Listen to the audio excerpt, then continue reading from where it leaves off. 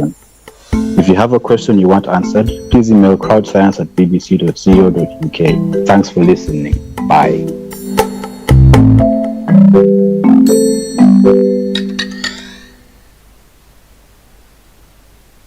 You're listening to the BBC World Service, where we explore countries through their words. Zimbabwean women are writing themselves into the history books. Women have grabbed their pens and are writing a different narrative. I'm Tawanda Mudzonga, a writer and journalist based in Harare, Zimbabwe. And I'm taking you on a literary tour of my country. Women Writing Zimbabwe.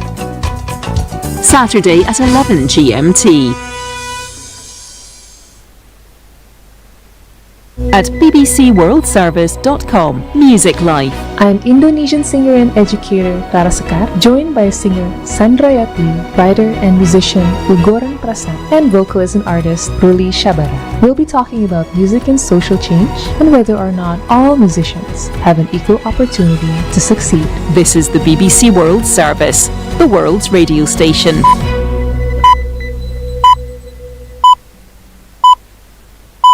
Hello and welcome to the History Hour with me, Max Pearson. History as told by the people who were there. This week, Japan's surrender to China at the end of the Second World War, held in Beijing's Forbidden City. Worse even than a military defeat, the most serious blow to China's moral prestige is the occupation of her ancient capital by Japan's armies. We hear from someone who was there. Also, the Red Elvis, an American rock and roll star in the Soviet Union. He was an all-American boy coming from a farm. He rode horses and was playing cowboys out in the Colorado mountains. Plus, how tamoxifen changed treatment for breast cancer, the birth of the Barbie doll, and the Latvians who rebelled against Soviet domination in 1991. I was a musician. I'm playing in many popular music group, and thousands and thousands of people came to our concerts. It was a part of our singing revolution. That's after we get a bulletin of the latest world news. Hello, I'm Emily Thomas with the BBC News. Police in Jerusalem have deployed water cannon to disperse protesters blocking roads leading to Israel's parliament as MPs prepare to vote on controversial judicial reform plans. One of the leaders of the protest movement, Moshe Radman, and several other demonstrators were arrested near the Knesset building. Tom Bateman's been witnessing the standoff. Hundreds of them have been heading up, waving flags towards the Parliament building. And we saw, meanwhile, a rival protest by right-wing protesters who support this government judicial overhaul that took place in Tel Aviv. So you see the very clear signs of how polarizing this entire program has been, and what is expected to be over the next 24 hours a showdown between this religious nationalist coalition and very large swathes of Israeli society. Meanwhile, a group representing 100 of Israel's largest businesses announced a strike to coincide with the vote, which is due around now. There's been no official word on compromise talks between the government and the opposition, mediated by President Isaac Herzog. More than 20,000 people have been forced to flee from wildfires which have broken out on several Greek islands. Extreme temperatures have helped fires spread on Corfu, Evia, and on roads where emergency services have been dealing with blazes at multiple sites. George Chuknikas has a home on Rhodes and has taken in several people who had been left stranded. The people here, they're devastated, they're tired, they don't know what's happening next. It's lack of information and lack of communication that is the major problem. Everybody's doing what they can, but you're fighting with an unpredictable enemy. You don't know which way the fire is going to go, you don't know which way the winds are going to go. I think everybody is coping the best they can. The almost nightly Russian attacks on the Ukrainian city of Odessa have continued, with the latest involving drones striking the port area. A grain depot was destroyed and 4 workers were injured. James Waterhouse is in Odessa. Overnight, you can hear the booms of air defences trying to hold out against waves of Russian missile attacks. And last night we were told there was a 4-hour-long strike further south from the city where the Russians had launched drones as they continue to try and target port infrastructure. And this has coincided with Moscow's withdrawal from a major agreement which allowed Ukraine to export grain. The nearby river port of Rainy was also attacked by drones which demolished 3 grain depots. President Putin says Russia is capable of replacing exports of grain to Africa from Ukraine a week after he withdrew from the deal, allowing their safe shipment across the Black Sea. A Kremlin statement said Moscow could provide the crops on a commercial and free-of-charge basis. African countries say they regret the ending of the grain agreement. BBC News. Spain is facing political deadlock after Sunday's snap general election failed to produce a decisive winner, leaving both the right and the left without a clear route to forming a new government. The Conservative People's Party won the most seats, but fell short of a majority. The governing socialists fared better than had been predicted, with the Prime Minister Pedro Sanchez claiming voters had emphatically rejected the idea of a regressive right-wing bloc. I called for early elections because I believed, as I've always believed, that we as a society had to decide which direction to take. A forward course for the next 4 years, or a backward course as put forward by the bloc of the Popular Party and Vox. At least 11 people are now known to have died after the roof of a school gym collapsed in northeastern China. 4 people escaped and another 4 were rescued by firefighters. Bosses of a local construction company have reportedly been arrested. They're said to have placed perlite, an absorbent material, on the roof, which then became heavier after rain, causing it to cave in. Norway's government says 12 ministries have been hit by a cyber attack. Officials said work was continuing as normal and police were investigating. A minister said the hackers had taken advantage of a weakness in the Norwegian government's software. A 56-year-old British man has been charged with terrorist offences. Anjan Chowdhury was arrested along with a Canadian, Khalid Hussein, who had just arrived at London's Heathrow Airport. Mr Chowdhury is accused of directing a terrorist organisation. The Twitter boss, Elon Musk, has announced that he will be scrapping the iconic bird logo and replacing it with an X. He unveiled the new design on Twitter. It shows a white X on a black background. He also told followers they would soon be saying goodbye to the Twitter brand. That's the latest world news from the BBC. Hello, this is the History Hour with Max Pearson. Here, the past is... Last night, there had only been 20 specific requests for support from the British authorities, and all 20 of those we've been able to help. Ryanair's Chief Financial Officer, Neil Sorahan, says the company will continue to fly into Rhodes so long as it's safe to do so. The airports remain open, so we're continuing to fly in there. We've got a number of customers who are keen to come home. Some people still want to go down there as well. So, we're continuing to fly in and out. And as long as it's safe to do so, and as long as the airports remain open, we'll be there. Well, our Europe correspondent Siobhan Robbins has just sent us this update from Rhodes.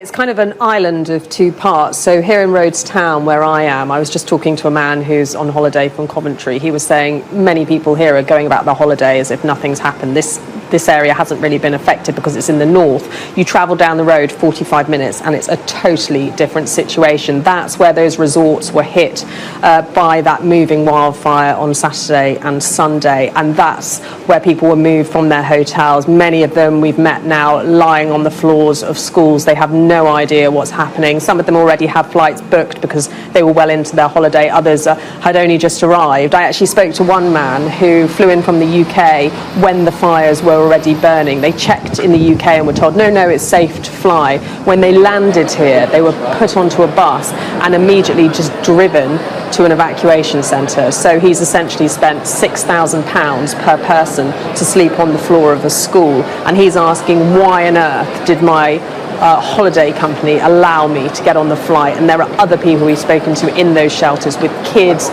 sleeping on mattresses, some of them just sleeping on the floor, asking exactly the same questions. Now, there are some of those repatriation flights leaving today. We believe 2 have already gone. There's a cluster going at lunchtime to start bringing people out. But many people are still saying to me that they really have no idea what is going on. Well, just want to bring some breaking news before we move on to the rest of the day's news. Just coming out on strikes. Train drivers are to stage another overtime ban from August the 7th to August the 12th in a long-running dispute over pay. ASLEF, their union, has announced that. So it relates to overtime bans as opposed to a full strike. All right, still to come on Sky News this hour, we'll have the latest on the war in Ukraine, including more on a deteriorating situation in the port city of Odessa as it comes under increasing bombardment. We'll be speaking to an expert in travel PR about whether travel firms have done enough to help tourists leave Greek islands affected by the wildfires. And we'll have the latest from today's matches taking place at the Women's Football World Cup in Australia. But first, the Islamist radical preacher Anjem Choudhury has been charged with 3 terror offences, the Met Police has said. The 56-year-old from East London was arrested last week with Khaled Hussein, a 28-year-old Canadian national, who was detained last week at Heathrow Airport after arriving in the UK. Choudhury's been charged with membership of a prescribed organisation, addressing meetings to encourage support for a prescribed organisation, and directing a terrorist organisation. The pair are due to appear in Westminster Magistrates Court and will be live there with our crime correspondent Martin Brunt a little later this morning. Bereaved relatives of victims of the NHS-infected blood scandal will deliver a letter to Number 10 today calling for compensation. Around 2,400 people died after being infected with HIV and hepatitis C through contaminated blood products between the 1970s and 1991. Key government figures will be giving evidence to the public inquiry later today. Earlier, leader of the House of Commons and the former Paymaster General Penny Mordaunt arrived at the inquiry. Others in the week ahead, like the Prime Minister and the former Health Secretary Jeremy Hunt, due to give evidence too. Now, developers have accused the government of not doing enough to tackle falling levels of house building as Michael Gove unveils plans that he says will boost home building and increase development. In the last hour, the Levelling Up and Housing Secretary set out measures aimed at unblocking the planning system and increasing development in urban areas. Our long-term plan has 10 principles. The regeneration and renaissance of the hearts of 20 of our most important towns and cities. Supercharging Europe's science capital, building beautiful and making architecture great again, building great public services into the heart of every community, communities taking back control of their future, greener homes, greener landscapes and greenbelt protection, a new deal for tenants and landlords, ensuring that every home is safe, decent and warm, liberating leaseholders and extending ownership to a new generation. Well, Sky politics correspondent Tamara Cohen joins me now. And Tamara, there's some nuances within the policy, which I'm looking forward to you breaking down for us. But on top of that, coming into this today, we were reading that they were going to recommit to their 1 million houses during this Parliament. Of course, the time is running out to hit that target. Yeah, so today's announcement is all about building more homes to spread what the Prime Minister calls the dream of home ownership and allow people to extend or convert their homes from a business premises to a home more easily, to unblock the planning system in various ways. Now, the government say that they're going to meet one of their targets, which is to build 1 million homes in this Parliament. Now, they're not even nearly there yet. They've only done 680,000, so about 2/3 of that target so far. They said they will meet it by the time of the next election, although that would require house building on a scale we haven't seen in the last few years. They are some way off meeting their other target, which is to build 300,000 homes a year, which my colleague Ali Fortescue just asked Michael Gove about, and he said they were working towards it. So I think this is the government's trying to say to young people in what we expect to be the year before the election, we are trying to help you by building more homes. The problem is where. Now, Michael Gove said the place to build those homes is in inner cities, not concreting over the countryside. And he's trying to make a political point there, saying Labour are looking at building in green areas, the Conservatives are not. Now, the first place the government have earmarked to try and build more housing is Cambridge. They talk about this in their press release today. Michael Gove talked about it, and there are some supportive quotes from developers.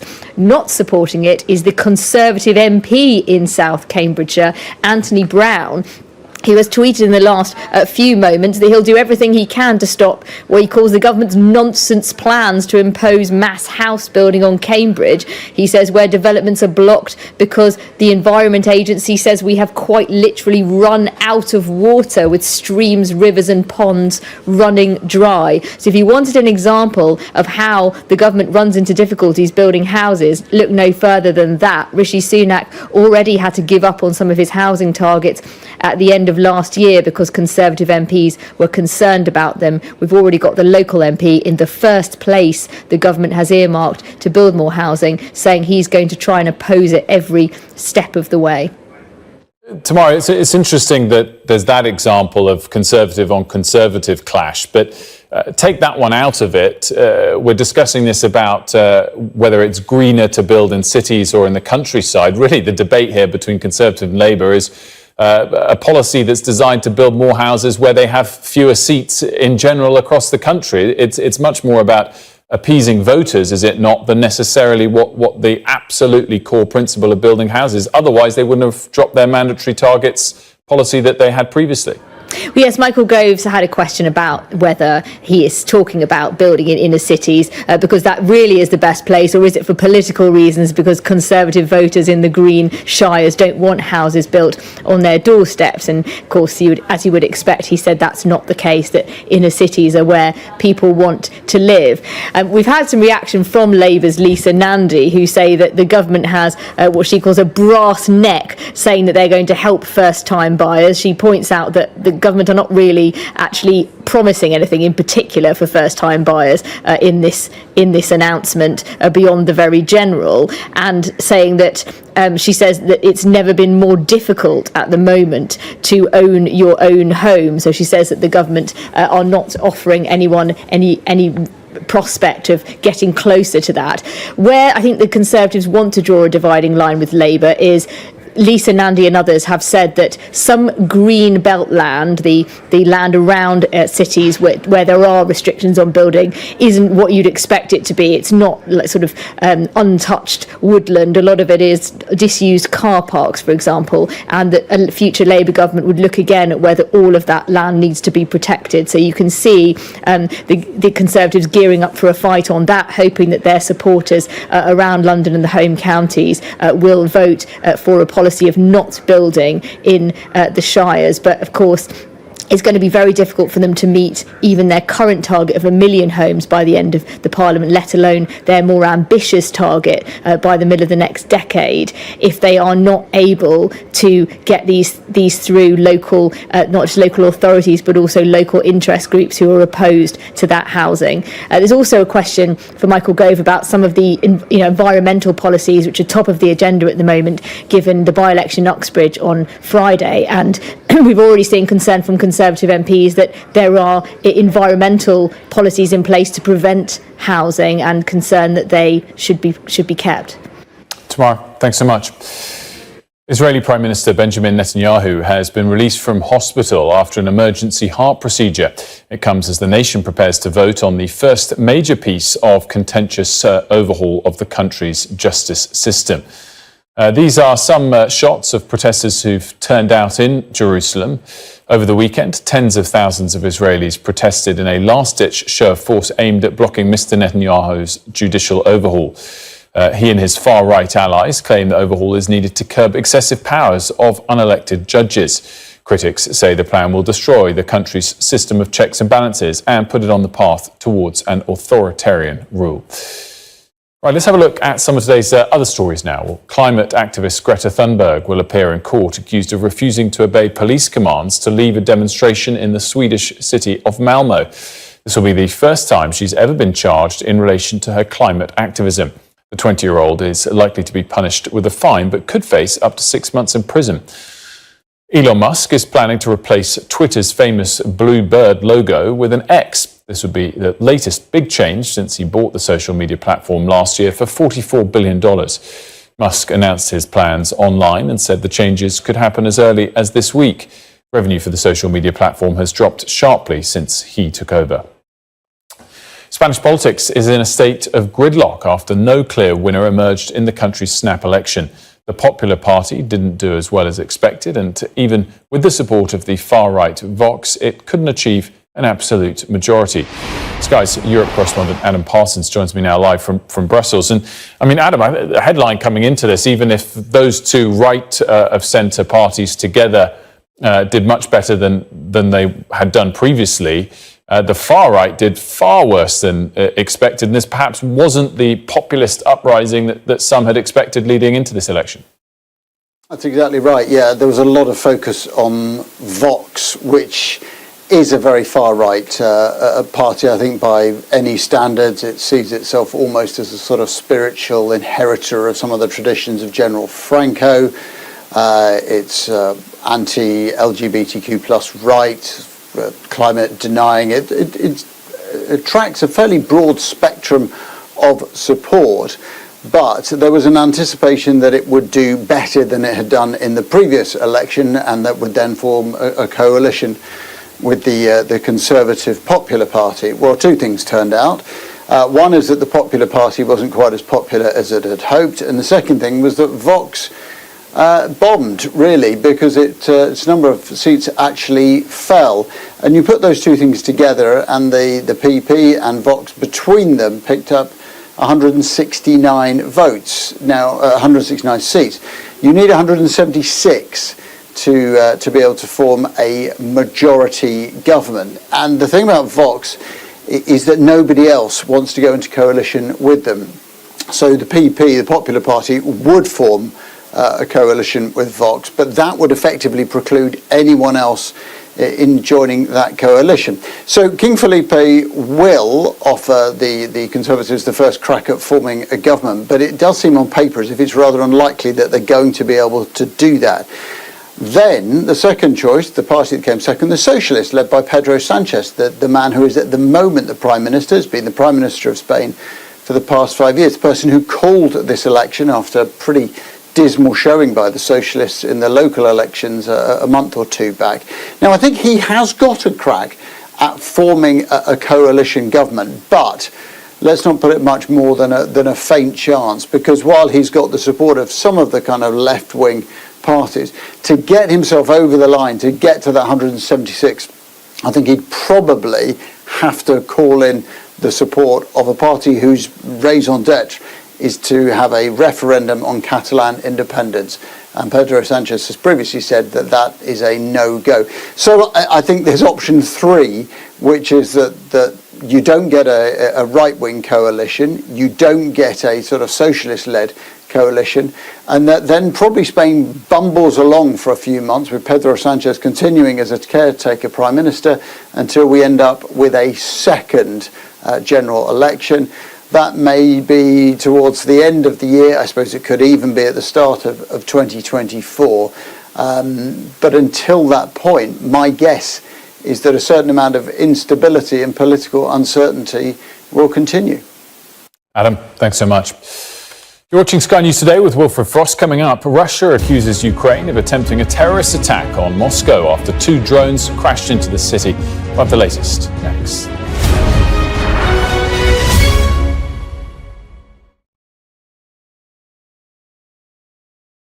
I'm Martha Kalner and I'm Sky's US correspondent based here in Los Angeles. It's turning everybody into, a crazy, violent drug addict. How are you feeling? I am angry. Are you a hypocrite, sir? Will your candidates win? I hope so. I gotta be realistic. My sister's dead. More than 4 weeks on, there's no murder weapon and no suspect. Mum, how are you feeling today? Jeffrey said, you answer to Ghislaine, you just don't cross her. I'm so excited. Severe nightmares of these people coming in and just taking me in the middle of the night. I've watched as whole towns were torn apart by natural disaster. I'm alive and I'm thankful for that. We take you to the heart of the stories which shape our world. A lot of cases that I know are reported from Ukrainian missiles themselves. Ambassador, with respect, I think that's preposterous.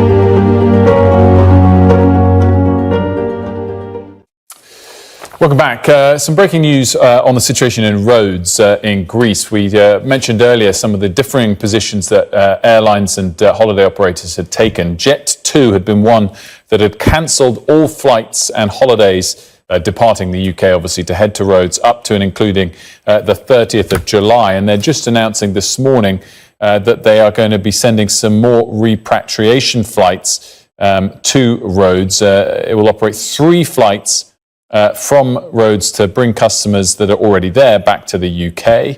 They are as follows: one to Manchester that will depart tonight with 220 seats, one to Leeds Bradford, also departing tonight with 189 seats, and one to Birmingham, again with 189 seats. All 3 of those will be departing from Rhodes to come back here to the UK to Manchester, Leeds Bradford and Birmingham respectively tonight. It's in addition to over 50 scheduled flights between Rhodes and the UK this week. That's interesting because they cancelled all flights and holidays due to depart up to including Sunday the 30th of July, but also still referencing some of the existing scheduled flights. Anyway, they are adding those 3 repatriation flights departing from Rhodes tonight for some 200 or so passengers on each to Manchester, Leeds, Bradford, and finally to Birmingham. Now, the Russian Defense Ministry has claimed it has stopped an attempted Ukrainian terrorist attack on Moscow. It claimed 2 Ukrainian drones were shot down during the early hours of the morning. The alleged attack comes after Ukraine's President Volodymyr Zelensky vowed to retaliate against Russia after another attack on the port city of Odessa. Well, since Russia withdrew from a landmark grain deal last Monday, cities and regions across Ukraine have been under attack, injuring and killing civilians.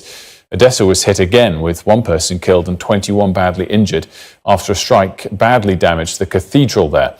Sky's security and defence editor, Deborah Haynes, has this report. Horror in the holiest of places. The cathedral sits in a World Heritage Site in the port city of Odessa. But that proved to be no sanctuary from a night of Russian airstrikes. This is the right side altar. The cathedral was divided into 3 parts. It got into the right part that honours St. Peter and penetrated to the basement. As day broke, the damage to the Transfiguration Cathedral all too clear.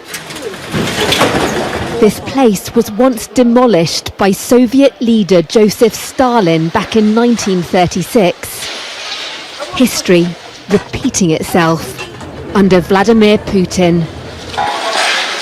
Residents put on a brave face. This strike could have hit the homes of these people, but God had it redirected at his temple. A comforting thought.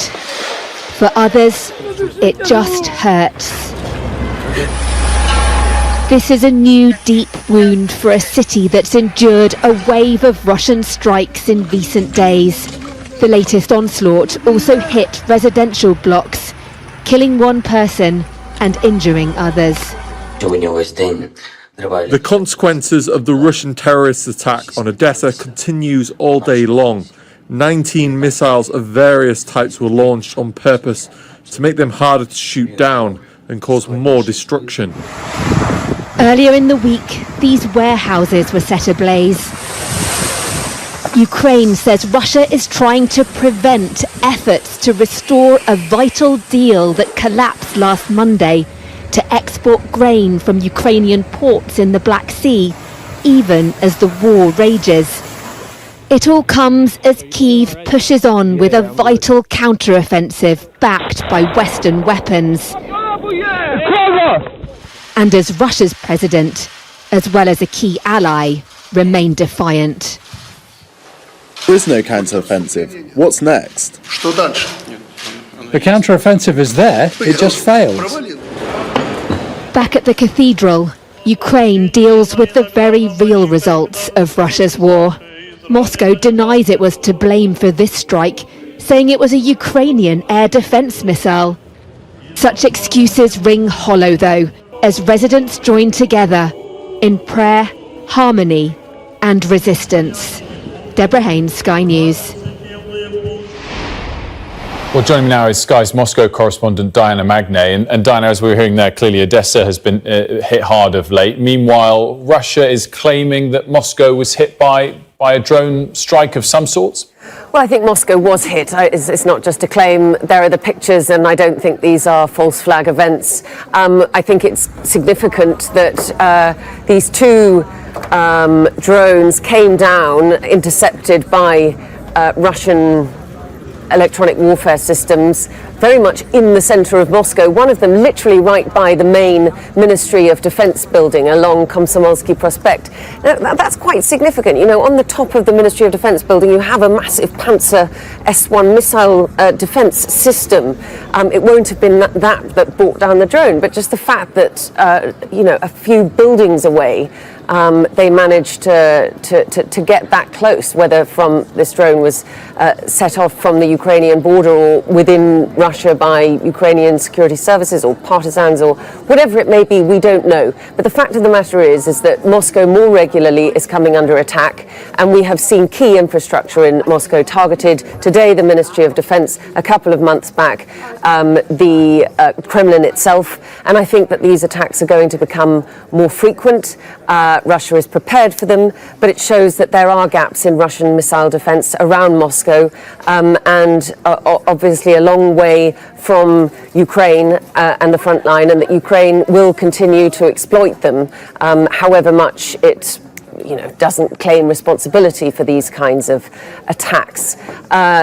Russian state media is saying that these are strikes basically to try and detract attention from the fact that the Ukrainian counteroffensive is failing. And as we heard from Deborah's report just then, that is what Vladimir Putin said to Lukashenko last night, that the counteroffensive is going on and that it's failing. And to be frank, it is making very, very slow progress across very difficult, heavily mined terrain. And that is why the Ukrainians are finding it so difficult. But yes, Ukraine is obviously striking back, not just with those drone attacks in Moscow, but also 17 UAVs brought down in Crimea overnight, one of which fell on an ammunition depot at Jankoy, which is up in the northeast of the peninsula, which is basically Russia's biggest military base there, and thousands of people have had to be evacuated from the surrounding area, and that is much more significant militarily. So these drone attacks are going to continue. Russia is prepared for them, but they do bring a sense that 16 months in, the war is coming back to Russia itself. Diana, thanks so much. Time for a quick check on the weather.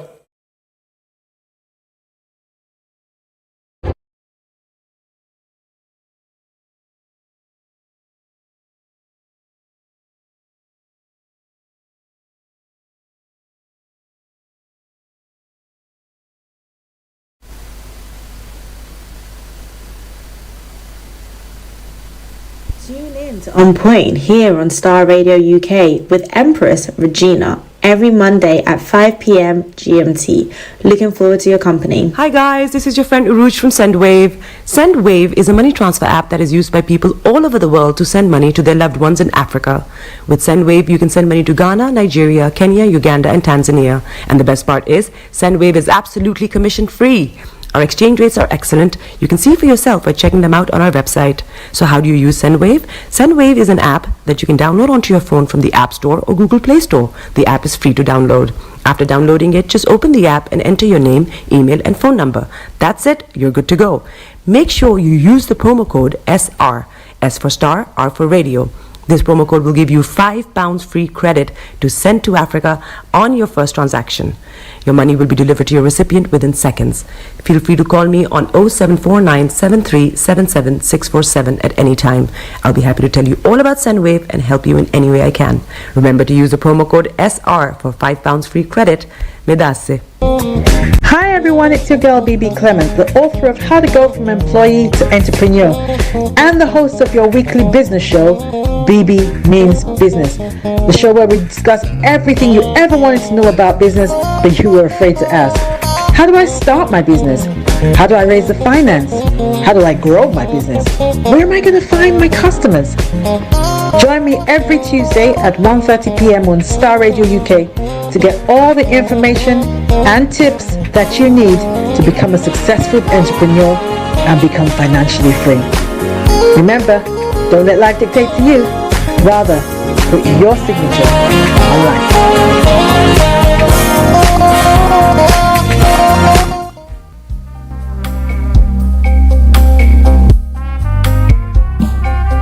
Are you looking for the fastest, reliable, and trustworthy door-to-door shipment company? Well, look no further. When was the last time your family received a shipment back in Ghana on time and in time? You are not sure? Well, Lamb Shippers, we pride ourselves with being the fastest, reliable, and trustworthy shippers you can use. You are assured of a prompt pickup anywhere in the UK by our personnel. They also make sure your items are well packaged to get to its destination in time. When it comes to door-to-door shipment, look no further. Well, Lamb Shippers, contact us on 07939009321 or 07498911820. Or you can visit our website www.welllamp.co.uk. You can also drop us a mail, info@welllamp@gmail.com. Well Lamp Shippers, fast, reliable, and trustworthy.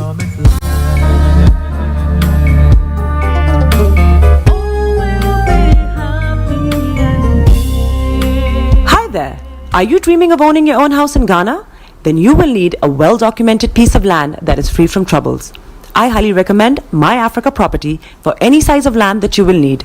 With My Africa Property, lands are available in Pram, Sopoli, Tohenia, Ogome, Dodova, Winneba, and many other locations at affordable prices.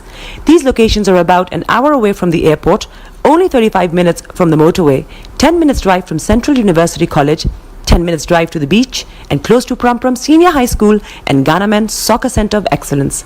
For more details, visit our website www.myafricaproperty.com or call our UK office on 0208 123 2523.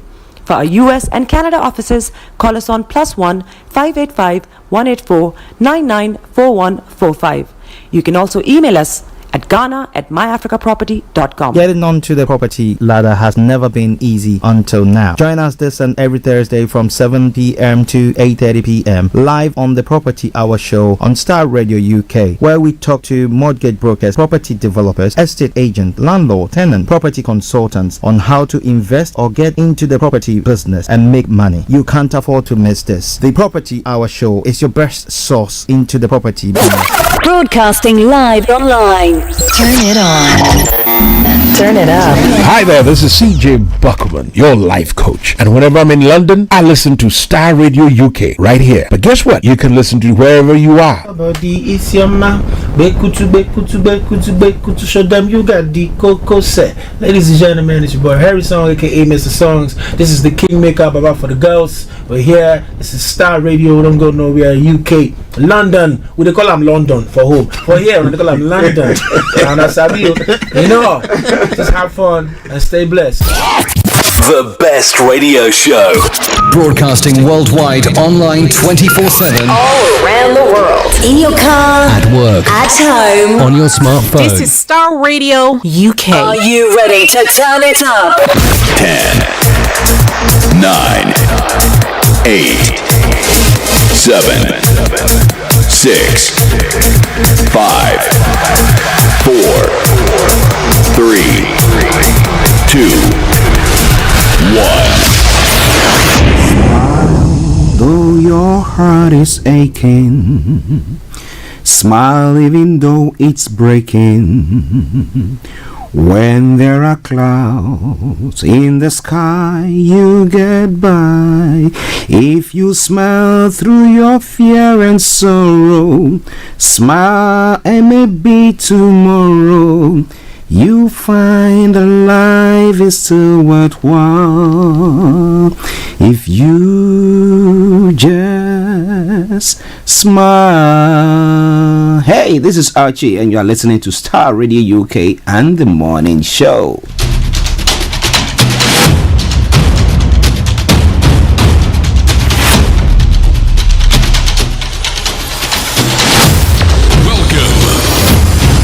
This is Starr Radio. This is UK. Starr Radio UK. This is Starr Radio UK. Welcome.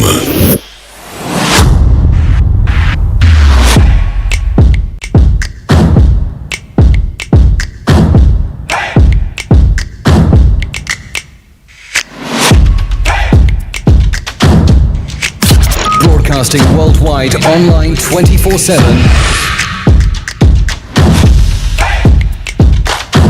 Enlighten your day with Starr Radio.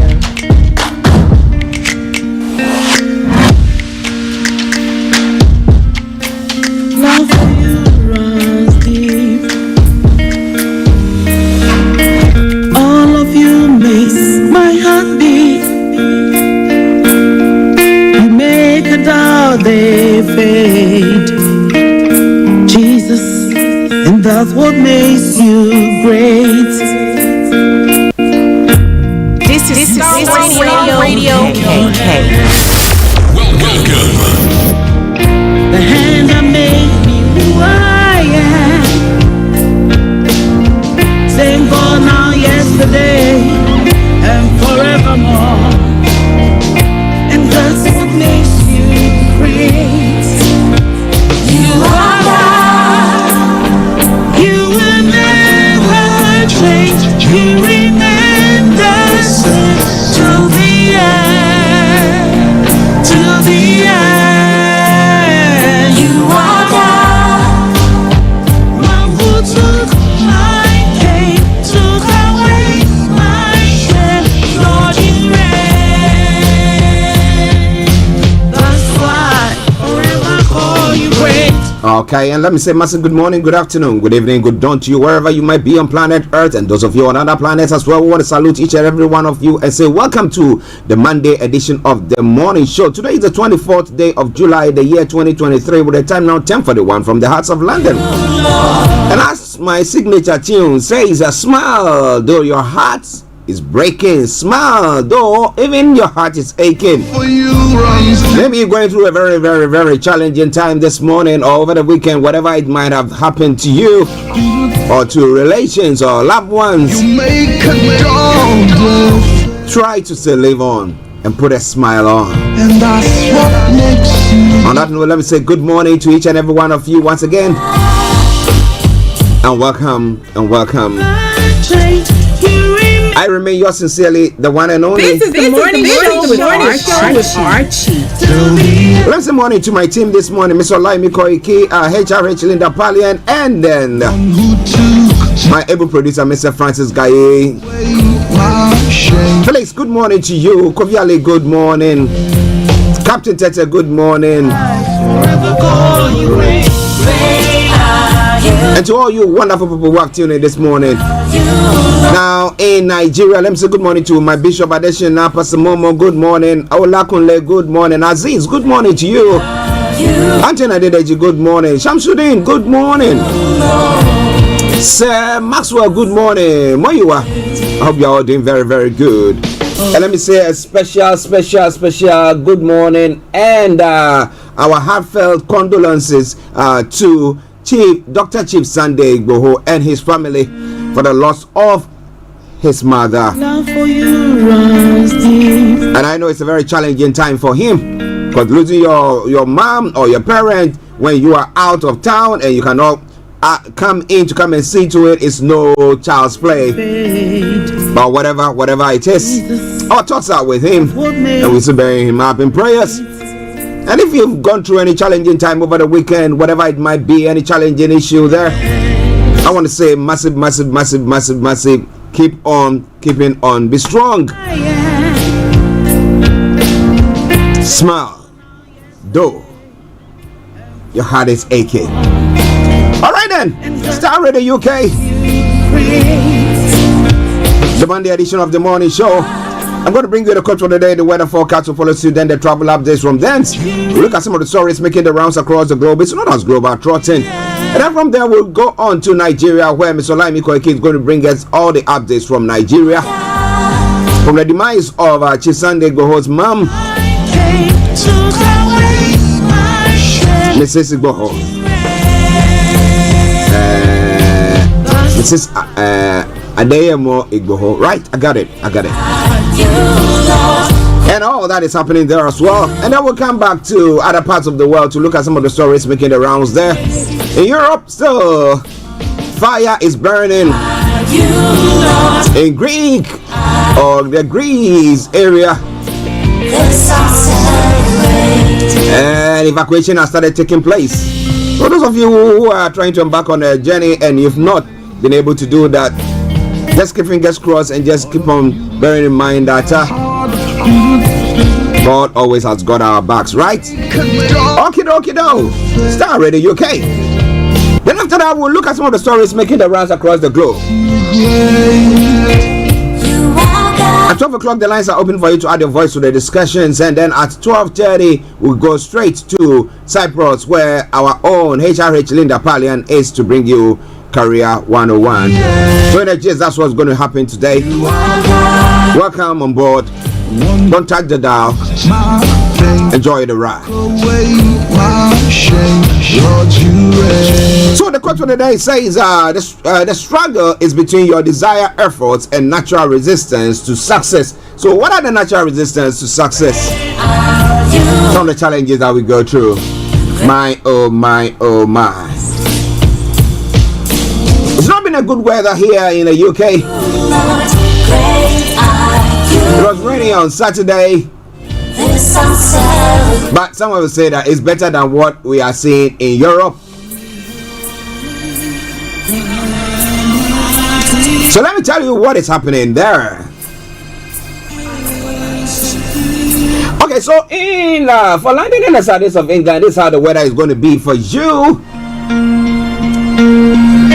A cloudy in the west start this afternoon with showers in places, turning drier, but the odd light shower may linger and it will remain rather cloudy with just a few sunny spells for some.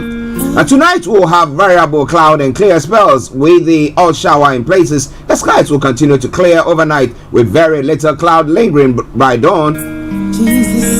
The top temperature is going to be 18 degrees, the low is going to be 11 degrees. Opponent level is going to be low, UV level low, pollution low as well. Sunset 21:01 and sunrise for tomorrow morning 05:12 hours. And that brings us to the end of the weather forecast for you today. Let me take you straight to the roads, but after this short commercial break, stay tuned and don't you go away. Starr Radio UK, your favorite African and Caribbean radio station in London. Tune in to On Point here on Starr Radio UK with Empress Regina every Monday at 5 p.m. GMT. Looking forward to your company.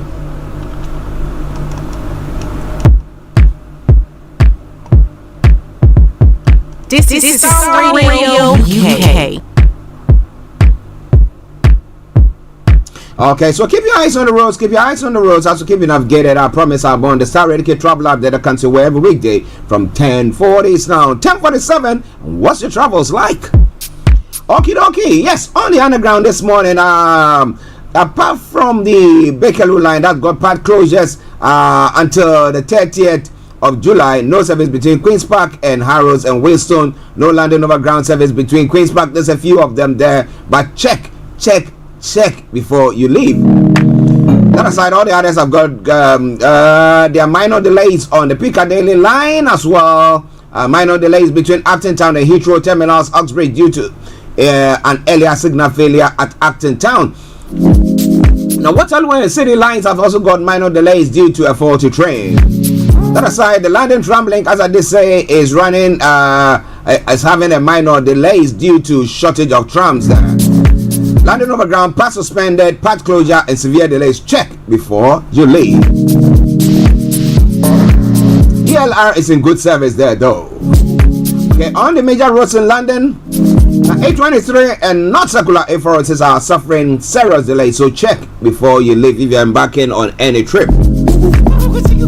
On the Woolwich Ferry, there are planned closures. That aside, all the others, good service there on the River Bus. And the London Cable Car has also got good service there as well. And that takes us straight to the final segment of the travel update. That is the National Rail. But keep your eyes on the roads, also keep it navigated. I promise I was born.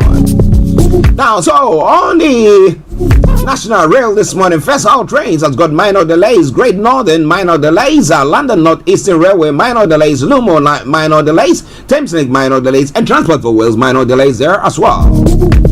Also, we've got Grand Central and Great Western Railways that have all got special services. That is why I will say it once again. Good morning, good afternoon, good evening, good dawn to you wherever you might be on planet Earth. Enjoy your commute for today, but you know what? Continue to keep those eyes on the roads.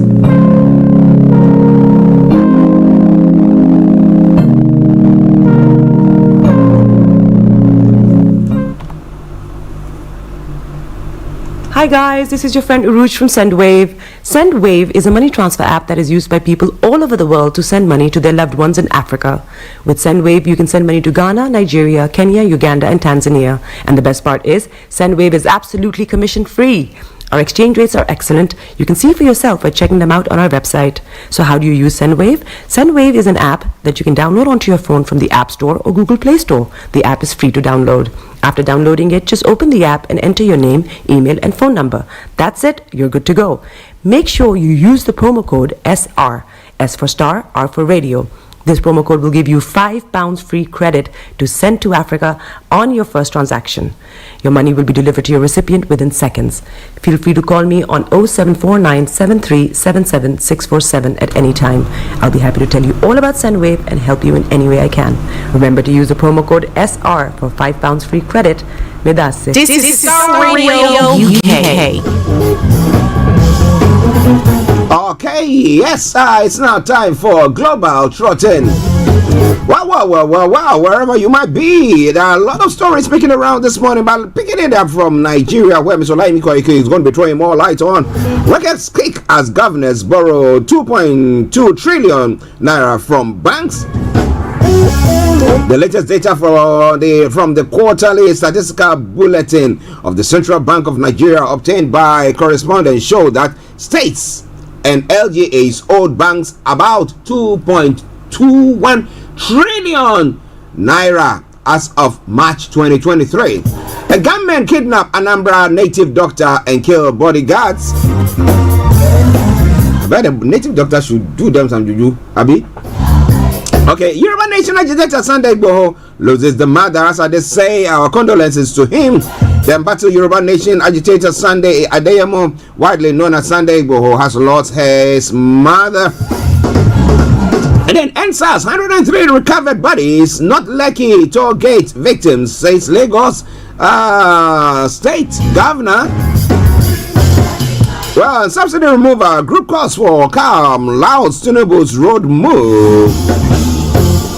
Nigeria won't be on right track even if Tinubu distributes 50,000 naira palliative. Cost of governors too high, APC chieftain says. An innocent mother and child kidnapped in Niger. A new attack in Garin Gabas, Rafi LGA, local government area in Niger State, resulted in the injury of 2 security personnel and kidnapping of 3 individuals, including a nursing mother and her infant. Hit and run driver crashes policeman to death at Ondo checkpoint. And gunmen raid ex-minister's residence in Nasarawa, injures 3 guards. Oh my goodness. But it's all coming away from Starr Radio UK, your favorite African and Caribbean radio station in London. We're going to be going deeper or delving deeper into that. Let me say good morning to all of you at the RBS office. My bishop himself, Bishop Ade Shina, is this morning. Moving on straight to some of the stories making the rounds. Egyptian researcher Patrick Zaki lands in Italy following presidential pardon. And then some other story. Many dead and injured as building collapses in Cameroon. And Italy is hosting conference to address migration across the Mediterranean. This is all coming away from Starr Radio UK.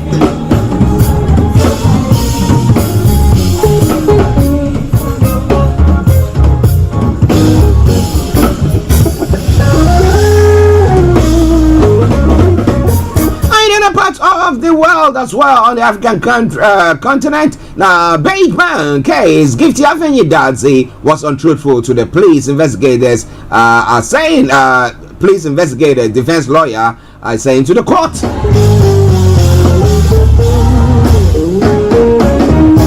An angry youth attacked Aswase police station that is in Kumasi in Ashanti region. And well, Sharia Aite has passed.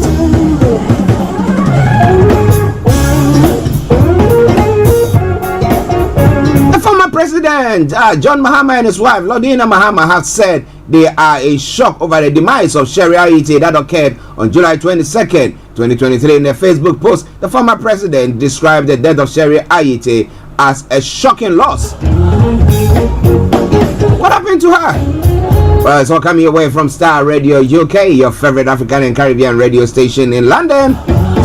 My apologies. Achimini seem to be taken a swipe by the government, or not? The systems are not working. Achimini fumes over state of economy. I'm going to bring you more on this front as we go on, but it's all coming your way from Starr Radio UK, your favorite African and Caribbean radio station in London.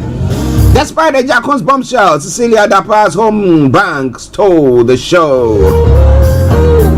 Wacheja Kuna narrates how Gabi allegedly renegotiated Ameri Power. That is a state of the government. I'll be telling you more about all that in a moment. Now, when it comes to some of the stories making the rounds in other parts of the world, Spain's conservatives fall short of all-out victory. The popular party leader Alberto Núñez Feijóo narrowly wins, but it's held back by left-wing parties. What is it going to do now? Russia accuses Ukraine of Moscow drone attack. The Kremlin accuses Ukraine of being behind an attack that damaged at least 2 buildings. The Corfu launches a wildfire evacuation as roads rescue flights begin. And Russia has pummeled Odessa after killing grain deal. Russia is hammering Ukraine's port city of Odessa after quitting the grain deal. And in Israel, a water cannon used outside Israel's parliament please scuffle with protesters attempting to stop MPs voting on a bill which has caused uproar.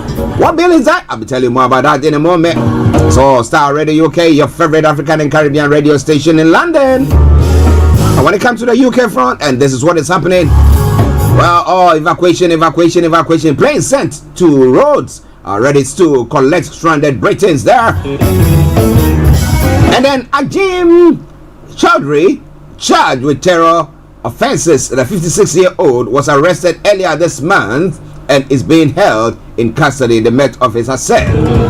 A government plan to create more homes in city centers. The government is relaxing planning rules further as it faces an uphill struggle to meet housing targets. So this and a lot more going to be coming your way this morning from Starr Radio UK, your favorite African and Caribbean radio station in London. Don't you tag the dial at all. Let us now take a break and I'll bring you some out of tune that you will enjoy this morning, and we will continue with the show. It is all coming away from Starr. It is your favorite African and Caribbean radio station in London. This is Alpha and Omega by the Joyful Way Incorporated. It's one that I've just sampled and I want to share with you. Enjoy it, and I'll see you all in a bit. Ready? Let's go!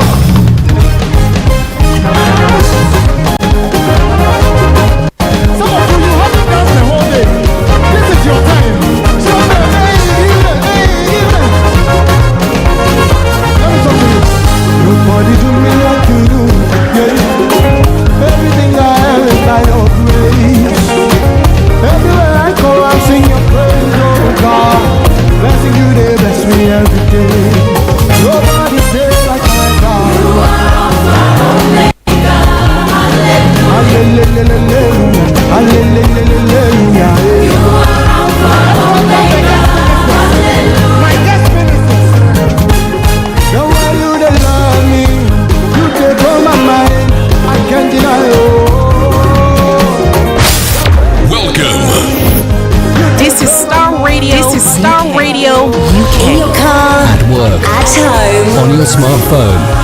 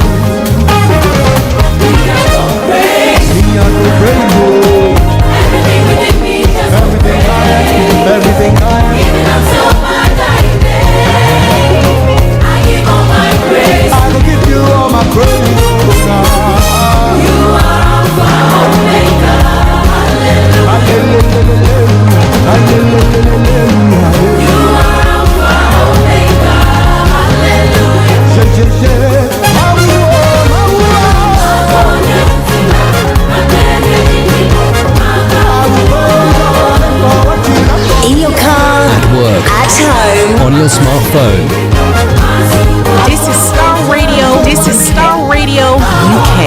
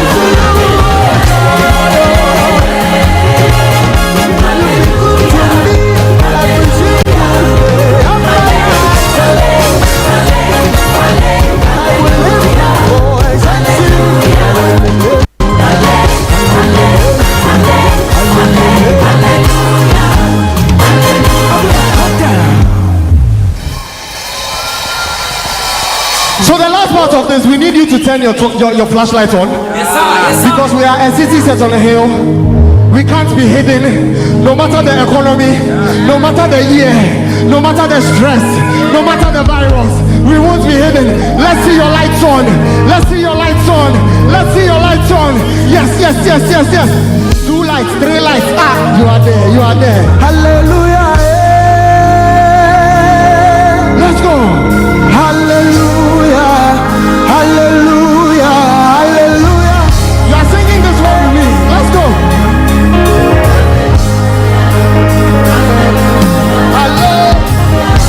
This is Starr Radio UK.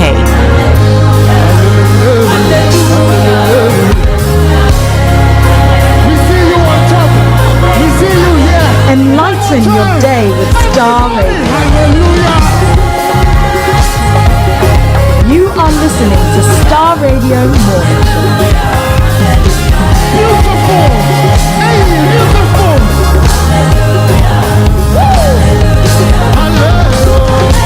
Are you ready to turn it up? In your car, At work, at home, on your smartphone. Okay. Hallelujah there for you. Alpha and Omega from the Joyful Way Incorporated. That came your way this morning. Now, it doesn't matter what the situation that you might find yourself in. I say it all the time. You are not dead. Once you are dead, then it's finished. But as you are alive, there is hope. There is hope. There is hope for you. So, wherever you might be going through some tough times. But remember, you're better off than somebody. Okay? All right then. But it's all Star Radio UK. 4 minutes past the top of the hour. We take a commercial break. We come back and we'll have Miss Olayomi Koiki on, because we got lots to talk about there, and we got lots to bring your way this morning on the Star Radio UK morning show. So stay tuned and don't touch the dial. Tune in to On Point here on Star Radio UK with Empress Regina every Monday at 5 p.m. GMT. Looking forward to your company. Hi guys, this is your friend Uruj from SendWave. SendWave is a money transfer app that is used by people all over the world to send money to their loved ones in Africa. With SendWave, you can send money to Ghana, Nigeria, Kenya, Uganda, and Tanzania. And the best part is, SendWave is absolutely commission free. Our exchange rates are excellent. You can see for yourself by checking them out on our website. So how do you use SendWave? SendWave is an app that you can download onto your phone from the App Store or Google Play Store. The app is free to download. After downloading it, just open the app and enter your name, email, and phone number. That's it. You're good to go. Make sure you use the promo code SR. S for Star, R for Radio. This promo code will give you £5 free credit to send to Africa on your first transaction. Your money will be delivered to your recipient within seconds. Feel free to call me on 0749 7377 647 at any time. I'll be happy to tell you all about SendWave and help you in any way I can. Remember to use the promo code SR for £5 free credit. Medasse. Hi everyone, it's your girl BB Clement, the author of How to Go From Employee to Entrepreneur and the host of your weekly business show, BB Means Business, the show where we discuss everything you ever wanted to know about business but you were afraid to ask. How do I start my business? How do I raise the finance? How do I grow my business? Where am I going to find my customers? Join me every Tuesday at 1:30 p.m. on Star Radio UK to get all the information and tips that you need to become a successful entrepreneur and become financially free. Remember, don't let life dictate to you.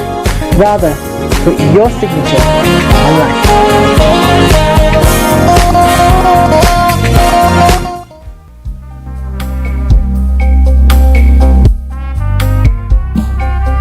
Are you looking for the fastest, reliable, and trustworthy door-to-door shipment company? Well, look no further. When was the last time your family received a shipment back in Ghana on time and intact? You are not sure?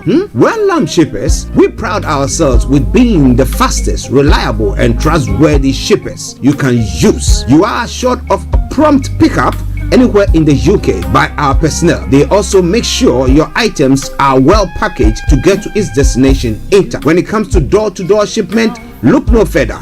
Well, Lamb Shippers, contact us on 07939009321 or 07498911820. Or you can visit our website www.welllamp.co.uk.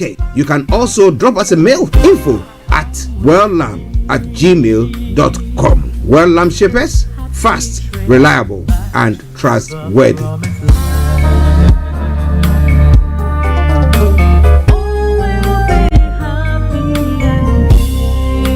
Hi there. Are you dreaming of owning your own house in Ghana? Then you will need a well-documented piece of land that is free from troubles. I highly recommend My Africa Property for any size of land that you will need. With My Africa Property, lands are available in Pram, Sopoli, Tohenia, Ogome, Dodova, Winneba, and many other locations at affordable prices. These locations are about an hour away from the airport, only 35 minutes from the motorway, 10 minutes drive from Central University College, 10 minutes drive to the beach, and close to Pram Senior High School and Ghana Men's Soccer Center of Excellence. For more details, visit our website www.myafricaproperty.com or call our UK office on 0208 123 2523. For our US and Canada offices, call us on +1 585 184 994145. You can also email us at ghana@myafricaproperty.com. Welcome back to the program. It is Star Radio UK. It is your favorite African and Caribbean radio station in London. Bringing the time now to 9 minutes past the top of the hour. That's 9 minutes past 11, and it is the Monday edition of the morning show. And I have the singular honor of once again welcoming my co-presenter and brother, Mr. Olayomi Koiki, this morning onto the show. And let me say, Yomi, good morning. Well, a very good morning to you, Mr. Archie. Good morning to all our listeners and viewers from around the world, and welcome once again to the finest African and Caribbean radio station in London.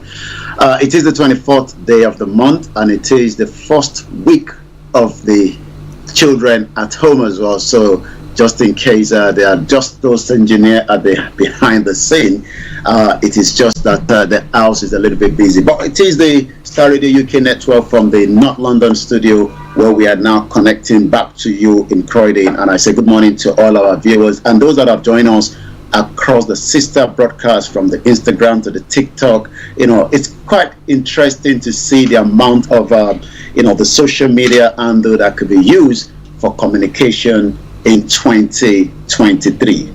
Yeah, very different from when I came to UK, some 25 years ago. You remember back in the day, we have to go and buy a card. It cost arms and legs to be able to speak to people back home. I remember this, buying as many of the card, and eventually, looking at the WhatsApp now, you could just save enough. Especially the data is quite cheap, but those at home, we are always grateful for them joining us on the sister broadcast, Star Radio UK, because it costs arms and legs from Nigeria. Yes, listeners, Mr. Olayomi Koiki in our North London studios, and as he said, we appreciate all your efforts there to join in, to listen to us wherever you might be, and we are so grateful to you. But let's move on to the substantive issue that is going on at the moment. Hope the children and everyone is good there. We know it's bank holiday, it's their holidays, and therefore they are there. But let's go. First of all, let's go to the substantive issue that is pertaining to Chief Sunday Igboho's mom, who passed over the weekend, and I saw it on the platforms that we belong to, and I wasn't very sure, because at times people post various messages there which are untrue, until Yomi confirmed it to me that was what has happened. What actually took place? What happened there, Yomi? Well, on Saturday morning, the 22nd day of the month, I was just, as we'd love to do, reviewing back some of what is happening, as we were also preparing for the launching of the Yoruba media, the Voice of Yoruba Radio from the US, on Sunday. Quite a lot of other programs, as we do always have over the weekend. But I received a call direct from Chief Dr. Sunday himself, and he broke the news that his mother just passed on, just as it was happening. He actually wanted me to know, so that we can also be able to break, the very, very, sad news to so many of his followers around the world. And it's been a very sober, very, very emotional time, especially knowing that Chief is still in Benin Republic. But I'll come back to you again in the studio. But that was actually what happened. It was just afternoon that I got the call from Dr. Chief Sunday Igboho himself from Benin Republic that his mother just died. Our thoughts and condolences are with Chief Sunday Igboho, and to the mom as well, we say rest in perfect peace. But was she ill? What happened to her? Because some people who because this morning I was talking to some of our listeners when I came into the studio, some off air, and they were asking me, so what happened? And then I thought, don't worry, when I have Mr. Olayomi Koiki, he will throw more light on it. How old was he, and what happened to her? Was it ill health? What happened there? Well, I mean, when we get to a certain age, we pray that, our parents stay longer with us. But there is going to be a lot of people who have different factors around it. The emotional side of not being killed. I'm talking about the son, that is fighting, the just cause. I've been chased out of his territory for the last 2 years. He has been labeled as a criminal according to the government of the Federal Republic of Nigeria. He has also, have to face also the dilemma of so many of the Yoruba people that is also fighting for, that have called him all kind of names. Could these have also been messages that the mother have been, listening to, and that would probably have created some other illness? We know that she was very fit up till a few days ago. She wasn't sick at all.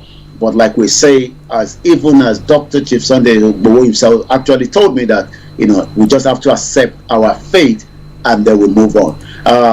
Few people have visited him in the last 24 hours. I've seen the picture.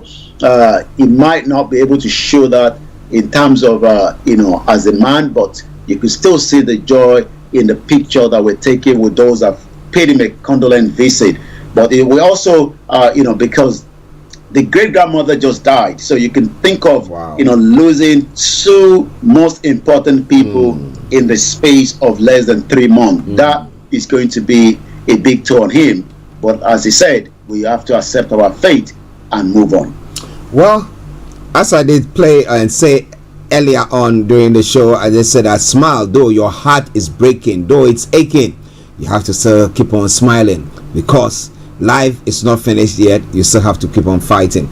So I think we will come out later on with announce it on air when the various funeral plans and everything will be taking place, so that those of you who will be able to attend, or those of you who want to contribute or do anything, will be able to be given the opportunity to do so as well. It is Starr Radio UK. Mr. Olayomi Koike in our North London studios.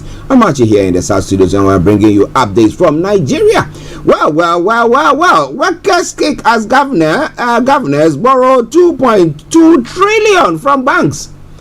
Now, so if the banks are broke and they cannot loan monies to private entities to run businesses and stuff like that, how would the economy grow? Because government is borrowing all that money. Well, it is not new that governors have the opportunity to bring investors into their state, and sometimes they're also allowed to borrow, as long as their borrowing does not go beyond the threshold that the federal government would allow to. But it seems that, when they borrow this amount of money, the question has always been, what do they do, with the money? And, you can see there, that right, workers have now kicked as the governors borrow 2.2 trillion naira, from the banks. What do we know regarding, these? According to what we know, there is now worsening revenue challenges as state government indebtedness to commercial banks has risen to 2.2 trillion naira. So it seems that what is being said here, according to the latest data, quarterly statistics from the bloodline of the Central Bank of Nigeria that was actually obtained, has now shown that the state and some local government are owing the banks to the tune of 2.2 trillion as at March this year. But the issue is, you're talking about borrowing the money and then using it for a just cause, okay? But if the workers are kicking off, there are some states that even when salaries are increased or wages are increased, they are not able to pay them. So I think some of these states, some might end up going to the banks to go and loan those monies to try to service their debts by paying the workers. So why are the workers kicking off?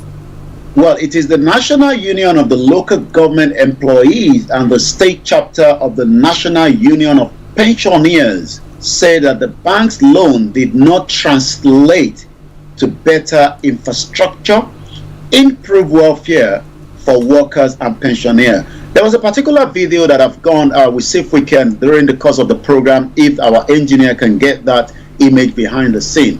It was in Edo State where the governor was traveling, as they do in their powerful convoy, but it seems that the rainy season caught up with the governor's vehicle and they were all stuck in that, not just the traffic, but they were actually stuck in the muddy water. And again, the question is, as the new governor or the previous government of that state borrowed money for road repair damages, and they probably end up not doing it. But it seems that the governor of Edo State got caught up in that. I was watching a video again, 20 minutes from Oyo State in Ibadan. We know that there's a disaster all over the country, around the world, but it seems again that putting the drainage system is very, very important. And when governors are borrowing money, they should use this money to fix the problem that they are telling us they're going to be doing. But it seems that in Ibadan, there was also a lot of road disconnected due to the flood that occurred in the state after some downpour yesterday. We will get the video of that engineer as soon as it's ready, where you can see that the governor was inside the vehicle. The recorder was saying, I could tell that is the governor, but it seems that the governor was too shy, because even some of his personnel in the front vehicle opened the door. They had to shut it back again because they were not ready to get their legs into the muddy water that has destroyed the road network. Maybe they will get a helicopter to come and pick the governor, hoist him up from that particular. I like it when those who are in authority face things like that, because they are giving the money, they go get all these loans and stuff like that, and when it comes to implementing, using it to so that the majority of people will be benefit from it, they wouldn't do so. But well, what do you think? Olayomi Glanco says, good morning, Starr Radio UK. And then it says, condolences to our hero, Chief Dr. Sunday Igboho, aka Igboho Sha. May Mameso rest in peace. And as we have said there, keep on bringing in your condolences, your messages, and I promise you one thing for sure, we're gonna read that, because we know that Chief also watches this platform as well, and we seeing whatever messages that you are putting across there as well. Starr Radio UK. Now let's move on straight to subsidy removal. Groups are calling for calm and loud Tinubu's bold move, but Nigeria won't be on right track even if Tinubu distributes 50,000 naira as palliative. That's what one of the APC chieftains are saying. Some are saying that Tinubu is not a magician and he didn't promise that he's going to fix that. So virtually, from the word go, saying that, look, this is unfixable. And that's why some people will say, let's break it down. When they are smaller sets, I think we'll be able to manage it by ourselves. But they wouldn't want to do that. But Yomi, subsidy removal, people are struggling and everything, and then government says, you know what, I'm going to give you 8,000. Now some are saying that 8,000 is absolute rubbish. Some are saying that, look, those monies will not even reach the people that is supposed to be targeted. And now some are saying, oh, even if we say 50,000, we will not have the money to do that. It will not solve the problem. So Nigeria is unsolvable, right? Well, behind Yomi, you can see the nice vehicle of the governor. That just stay there. That is the governor's vehicle. Swimming. The vehicle is swimming. And you could tell that, the vehicles are very powerful, but, they are not drivable in this kind of, situation. So the governor's vehicle is the one just right there as the camera, not this one right there. That is the governor's vehicle. Mm-hmm. I don't know how they end up driving out of that area, but eventually they were stuck in the traffic, and they were also stuck in the muddy water. And we do know it's the raining season, but putting the infrastructure in place would have been able to resolve some of that. Yes, let's come back now to the next headline that you talked about when it comes to the subsidy. The government have actually said it is the right thing to do. When Tinubu came into power, he says subsidy can no longer be sustained. We just have to find a lasting solution to be able to do the needful. The government is saving about 400 billion naira every month. They needed the 500 billion towards the palliative, but that has been put on hold. The question is, listening to the governor of Kaduna State over the weekend, actually when we left, the governor of Kaduna State believed that it is a scam when it comes to the subsidy payment, in terms of the cash transfer. That is his own belief. At the moment, you remember that Tinubu is still saying that there will be a review.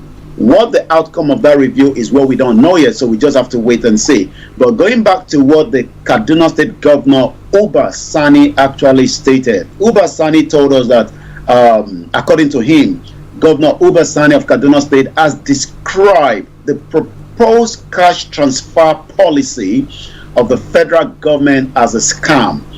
He went further to state this, during a night conversation with one of the mainstream media. The government said, my position has always been that at this critical time, cash transfer should not be the something that we should bring up completely. I think that cash transfer, for me, in his own opinion, is a scam.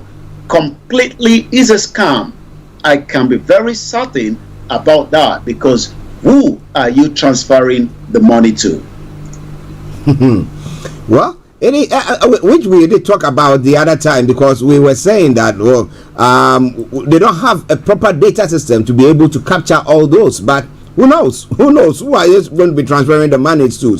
Into somebody's pocket, and the person ends up going to give somebody 1,000 naira, saying that, that's the money for you? Really? All right then. Now, Olayomi says, yes, Omobolaji, good morning to you. Olayomi says he agrees with what I was saying, that it's good for those the corridors of power, to taste such situation that's pertaining to what the governor has been through as well. And Pastor Mo said, good morning, gentlemen.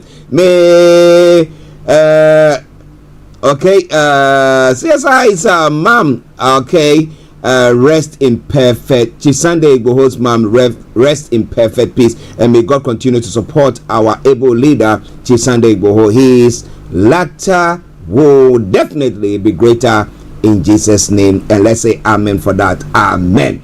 All right then. Now let's move on straight to some other stories making the round. School fees hike. ASU president advises federal government as students lament. Now, people are not getting enough money. The governors they have gone for most of the loans from the banks. I don't know whether the banks have still got money to be going around to give to private entities to actually invest in their businesses and stuff like that. So we have all that going on. And now they are increasing, school fees as well. Now, how are parents going to even cope with fending for themselves? Talk less, paying fees and all that stuff. Yummy. Well, when we look back to the cost of the student fees, you will realize that it's gone quite high, and that literally means that most students might end up not going into what we call education anymore. From the primary to the secondary, the fees have literally gone up. It's nothing more than the fact that there is now pressure, from the currency. The universities are not getting enough support, from the state as well. That literally means that, we would end up seeing many more people not completing their education. There will be a lot of dropout, and it seems that, there is now a huge concern for such. And what the government will be doing. Remember that during the former president, we literally had about 8 months out of school when the university was a complete shutdown between the ASU and the federal government. So the ASU is now advising the government, to think way forward before things goes a little bit way out as well when it comes to the school fees price that is going up. But looking at the Nigerian educational system, what do you think, in your view, is the way forward to actually salvage it? Because last year, was it a year or yes before, when Buhari was in power, and there was this ASU strike that it lasted for 8 months. People were not going to school, and it has actually messed up their whole education system. I don't know how they've been going on with that. And then now increasing the fees for people now not to be able to even afford it. So what do you think, in your view, will make Nigeria's education system a bit better? Should government now try to take over, give it a free education system? What? Because you look at the numbers of people who are supposed to be in education, it's not something that somebody can say, oh, you just sleep, or just at a click of their finger will be able to sort it out. Yummy. Well, the government will not be able to do much because the government itself doesn't have the money in the first place. So the government is struggling to get the money that is needed to be able to support the university student. remember that Tinubu promised, student loan.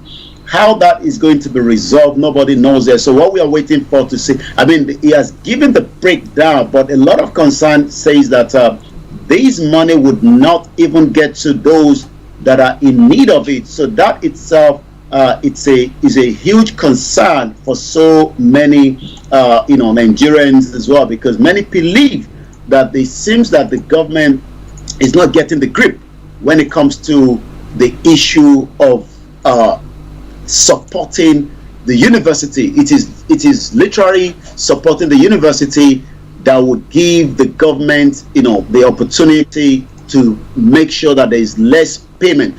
During the regional government, there was quite a lot of support there, but as we know, we are no longer in the regional government. There is now change of government, as we can say, and that literally means that most universities are struggling when it comes to the public one. We're not talking about the private university here. We're talking about the public university, the state university. Most of them are really struggling to get the grips of the support that they will need from the government, because the government itself does not have the fund anymore. So it is a huge concern to so many parents that they might not have a graduate. I was listening to Omoyele Sowore, and he kept saying, most of the time that it does engage. Sowore always said that it was the regional government of the late Chief Obafemi Awolowo that gave him the opportunity to become who he is today, because that first basic education he got was from the regional government. But it seems that most of those that benefited from the same are no longer providing the same services, and we know that time has changed. That literally means that there's a huge pressure out there because the government does not have the revenue to support the university, as we have seen before the regional government was destroyed. Because what we have now is we have more students, especially in the southern part of the country. In the north, they are still struggling to grab the education sector, not because of only the terrorism happening there, but because of lack of investment in that area of the northeast as well. Wow. Listen to Starr Radio UK. Anthony Adedeji, good morning to you once again, and lots of love to you as well. Let me read some comments and then I'll come back to Yomi. Olusegun Adeleye says Ghana, one of the world's biggest producers of both gold and cocoa, is suffering its worst economic crisis in generation, with the price of goods rising at an average of 41% over the past year. Of course, I've been talking about the fact that if we don't try to, refine our raw products or raw materials and just continue just to be selling raw materials, we are not going anywhere at all. Now, Pastor Moore says, in fact, adding to the university's fees in Nigeria is adding to the students' predicament. Many of them are literally sleeping on the floor. He says, I saw it. Now, especially in Edo Ekiti, the university students are really suffering. Meanwhile, they paid fees to go and educate themselves, not in the proper atmosphere. How can they even acquire the proper education? And when somebody goes to fix something, then they say, oh, let's take the person, let's arrest the person because the person has changed their results. What do you mean? Wow. Listen at Starr Radio UK. It is your favorite African and Caribbean radio station in London. Let's go back to Yomi. Now, gunmen have kidnapped a popular native doctor. When I saw that story, I was thinking that me, if I were a native doctor and you were a gunman, I would juju you. I would, you cannot. You come and your head will be spinning like no man's business. But apparently, he couldn't do that. We don't know. We talked the new security chiefs that have been appointed will do something different, but we don't seem to be seeing that. But Yomi, tell us more about this story. Well, the news was just breaking just as I was joining you. It is now 33 minutes past as we continue to look into quite a number of kidnapping cases, terrorism since Bola Tinubu became the president on May 29. Yes, you're quite right. You thought that maybe this individual, I don't know. I mean, it seems that this particular native doctor is also living very large. Maybe he's got some other businesses. We're trying to see if we can get the image up in just about a few minutes. But what we can confirm, just bear with us, there's a bit of delay in the network here. what we can confirm to you so far is that his name is Akwakuku Tawaraki, has been adopted on Sunday night right from his own hotel room while 2 of his personal aides were shot dead. Could this be a case of, because what we know is that there's a lot going on. This actually took place in a local government called Idamili, not local government area of Anambra State. We know that there's a lot happening in the southeast. Could this be a case of, people looking for him? Could it be maybe something has got to do that has to do with financial aspect of it? We don't know yet, but you could tell from the image that is coming behind you that this is not just an ordinary, witchcraft or a native doctor, like you said. He's a native doctor in the 21st century. Wow, you see his sports, you know that this one is a proper modern time native doctor, you know. This one is not like our great-grandfather that were sitting in the mud and then doing their native doctor according to the culture. But it seems that, lives have changed with some of our native doctor.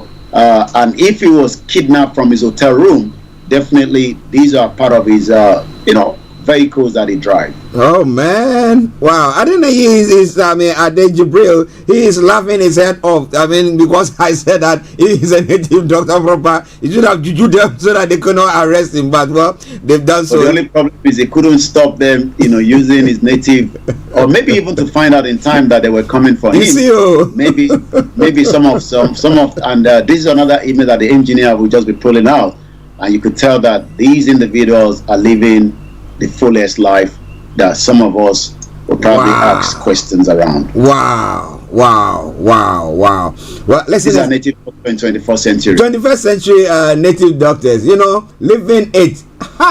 Sitting on his golden throne. My goodness. Well. In reality, the question that we should ask is, the service chiefs, we're expecting a lot from them, especially when, Tinubu came in.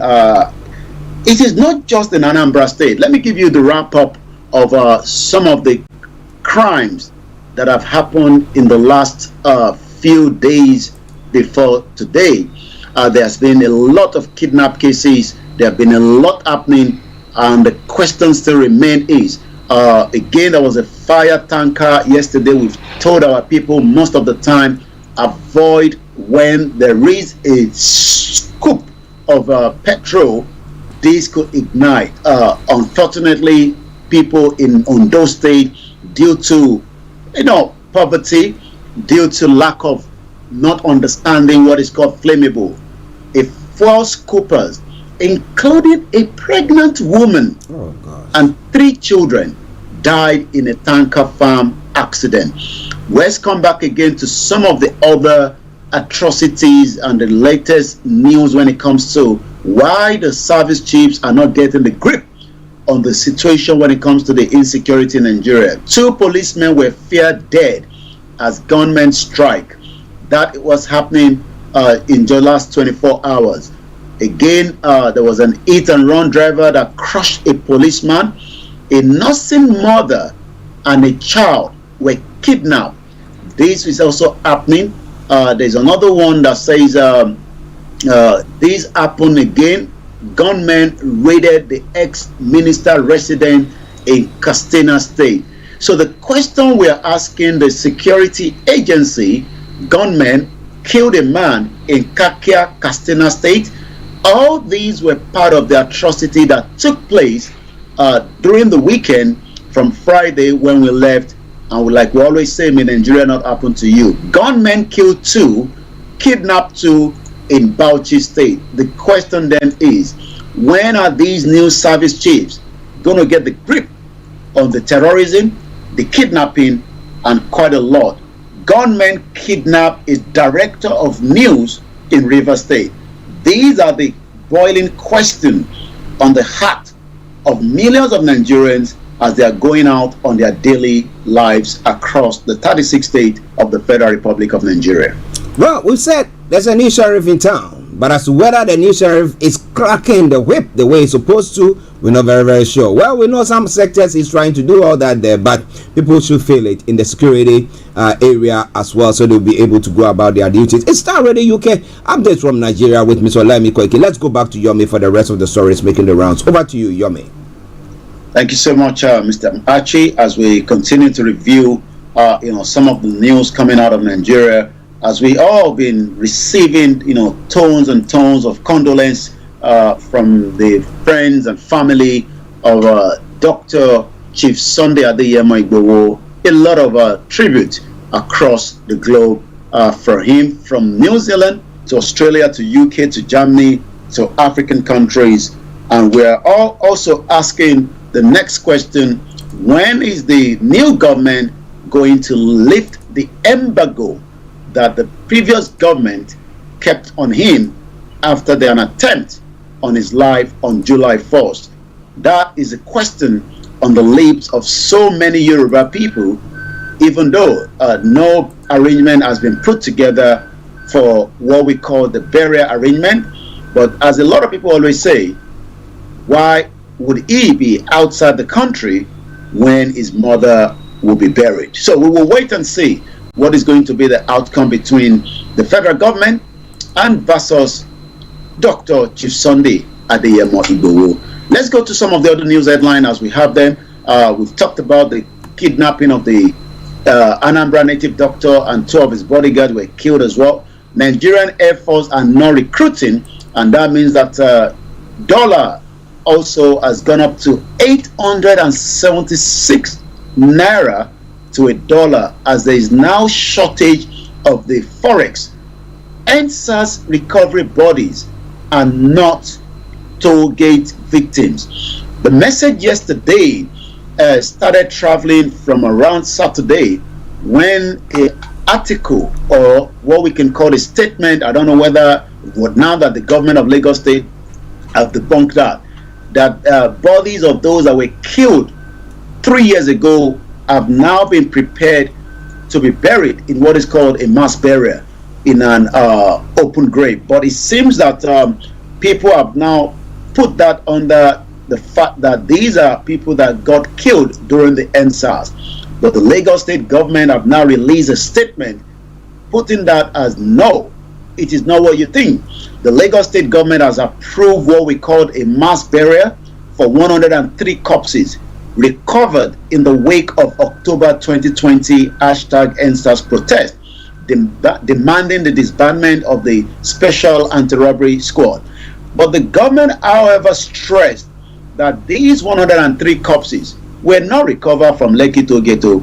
They were actually picked up across the state, and it seems that those that owns them refuse to recover them.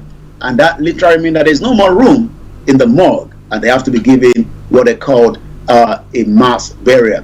Whether that is legitimate from the government that we have to believe, or those that say that it is not what it is. But according to the Lagos State Ministry of Health, Dr. Olusegun Ogboye confirmed the authenticity of a leaked letter indicating planned mass burial for 103 corpses. The letter, that was dated July 19, 2023, emanated from the Lagos State Public Procurement Agency and was actually addressed to the Ministry of Health. This letter, signed by the Director General of the Lagos State Public Procurement Agency, were even trying to approve 61 million naira for this mass burial. You can tell that even when you're dead, the government continue to look for money to make sure that they can give you a proper burial. Whether those monies should have been used before they are dead is a question that some will be asking. 61 million? That is a huge money to bury 103 million people. Or should we say, it is just a final ride.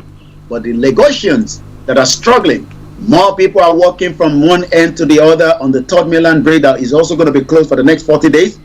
Ganduje intensified the lobby as the North Central APC demands chairmanship slot. So let's go straight to the social media, as time is quite spent already. Once again, as we continue to monitor what is trending, it seems that the sit-at-home from the Biafrans continue to be activated every Monday, while the countdown to the 2 weeks is still being planned. 24,000 is the IPOP trending this morning. The COAS is trending at about 11,000, and let's see why that is trending. According to what we have, this is also the news that is still filtering around the Lagos state. Kakaki Social, amid the leak memo, the Lagos insists nobody was picked at the Lekki toll gate, and as we always confirm that it seems that there is still some kind of discrepancy with what took place, because it seems there is a lot of the Lekki toll gate. The former Senator Shehu Sani, in 2015, over 1,000 members of the Islamic movement were massacred in Zaria on the orders of the military. And I can see the reason why the COAS is trending, because that stands for the Nigerian military. But the military publicly that was supported by the then governor of Kaduna State, El Rufai, the general public were encouraged through hateful propaganda to march and dance on the corpses of the victims and search for anything valuable in their pocket. The bullet riddle and chair remains of the victims, including women and children, were reportedly buried in the mass graves in Kaduna State. So that literally means that it is not the first time that the government is doing what they call a mass burial.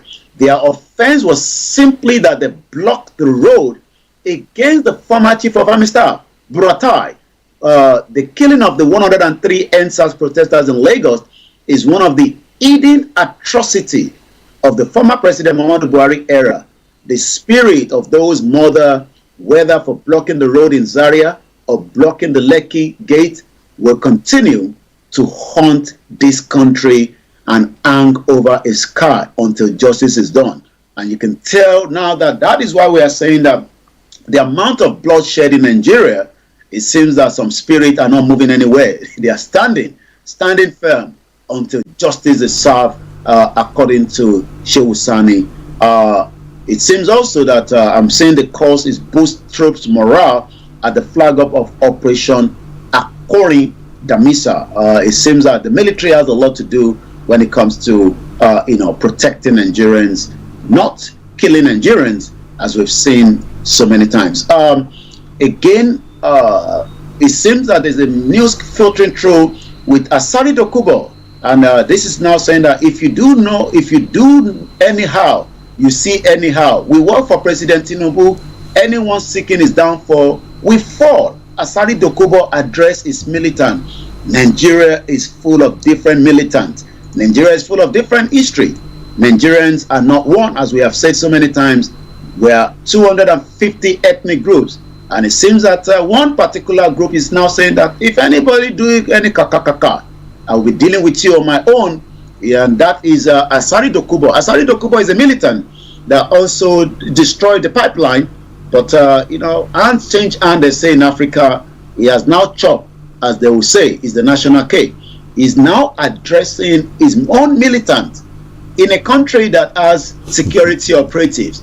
And is now saying that if anybody try to destroy the government of President Bola Ahmed Tinubu, there will also be their downfall. Asari has known Tinubu as far back as 1992. They are not new together. But it seems that is this a normal norm in a country that is meant to be together? Also, the Yorubas are struggling when it comes to some Yorubas, Muslim in Ilorin, that are now saying that we cannot afford to have the traditional people operating in Ilorin, because Ilorin is now an Islamic state, according to them. There was some traditional women, Oshun women, that were having their tradition very close to a river, but it seems that some scholars in that state were not pleased. They even went back and cursed the water, that if anybody drank from it, you would die. The question then is, are we really just tolerant as Yoruba people, or are we now also creating the fundamental jihadis that will be a future problem in Ilorin, in Kwara State? That is how far we can go this morning. I'll come back again to you. But the video of Asari Dokubo is now trending. The question is, he actually stated that he was given the operation to protect the Kaduna Railway that has been attacked by terrorists. And if you are employed by the government, the question is, what is the role of other security agencies when militants are now in charge of security? From Asari Dokubo to Tompolo And the question is, what is the real offense of Dr. Chief Sunday Igboho that hasn't done as much, wielding guns like Asari has done, threatening the Igbos that they will be gunned down? If not for the British, he would have been selling more of them, according to him. Wow, that is a scathing remark for someone to make. But let me say, Samsudin, good afternoon to you, and then let me say good. Okay, so still morning. My apologies to you, but some few messages that have come through. I'm trying to get them because there are a few of them. Let me try to be able to, as I promise you, when you bring it in, I will read that as well. Okay, now from Pastor. My apologies. Come on. Okay. I'll just have to pick it from where I've gotten it. That's one from Pastor Mo. Pastor Mo says, okay. My apologies. I'm trying to get it. Just bear with me. Okay, now Yomi, once I try to get that information, now they're saying that 61 million, is it dollars or naira to bury these 103 people? Naira. Okay. If it was dollars, then I think today my head will break. But at least it's naira, so that's not too bad. But Pastor Momo says, trust me, if it is Buhari, he would have released Chief Sunday if he is a Fulani man. I wonder why Yoruba politicians treat us badly like this. Chief Sunday is not a criminal, and Olayomi says, I don't really trust Tinubu, and most especially his wife Remi Tinubu. Bola Tinubu should have moved the embargo placed on the head of our hero as soon as he assumed office as president. And then as he says, good morning to you, Mr. Archie, and the rest of the team, Starr Radio UK team, well done. And Olayomi says remove the embargo, which they talk about that as well. Now, good morning to my mother, that is from Aziz, relating to that. And Aziz, good morning, to Sunday, to my hero, Igboho Osha Sunday Adeyemo. Okay, listeners, my apologies there. Let me leave it there as well. But keep on posting your comments, and I promise you, once it comes in, we'll read all that. But Yomi, before we go, well, as we continue the first week again, stay tuned with the Starr Radio UK. There's a lot to discuss the week, but for now, Archie will take you through the rest of the program, when I'll be joining back again tomorrow, same time at 11 o'clock. As we always say, it is the finest African and Caribbean radio station in London, and I say good morning, good afternoon, good evening, as we'll be giving an update about the football tomorrow when we come back on air. Yes. Thank you very much, Yomi, and see you later. Thank you so much. Bye for now. Bye. Well, listeners, that has Miss Olayomi Koike bringing you updates from Nigeria. As it says, Yoruba Nation, no going back. All right, then. Now I'm going to take a musical break. This is one from Jeanette, and it says, Arabani. Okay. I think I'll get Yomi to translate that for me. Or if you're listening to me, what is the meaning of Arabani? But I love that tune as well. Let's enjoy it, and I'll be with you. Stay tuned. Don't you go anywhere.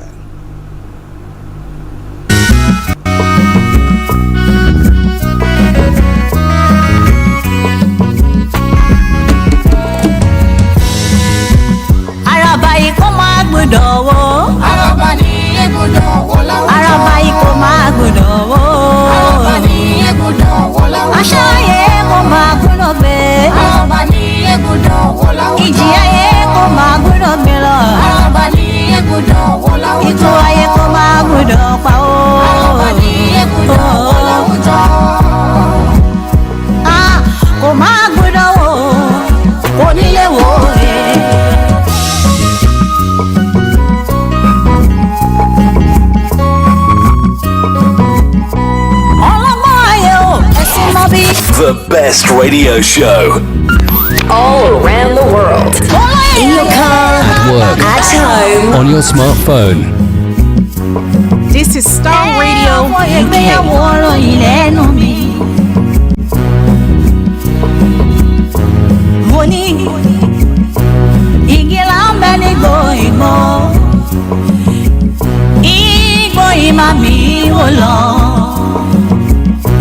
Araba yìí wá ń gbìyànjú kò dó máa kó wa láyé lọ.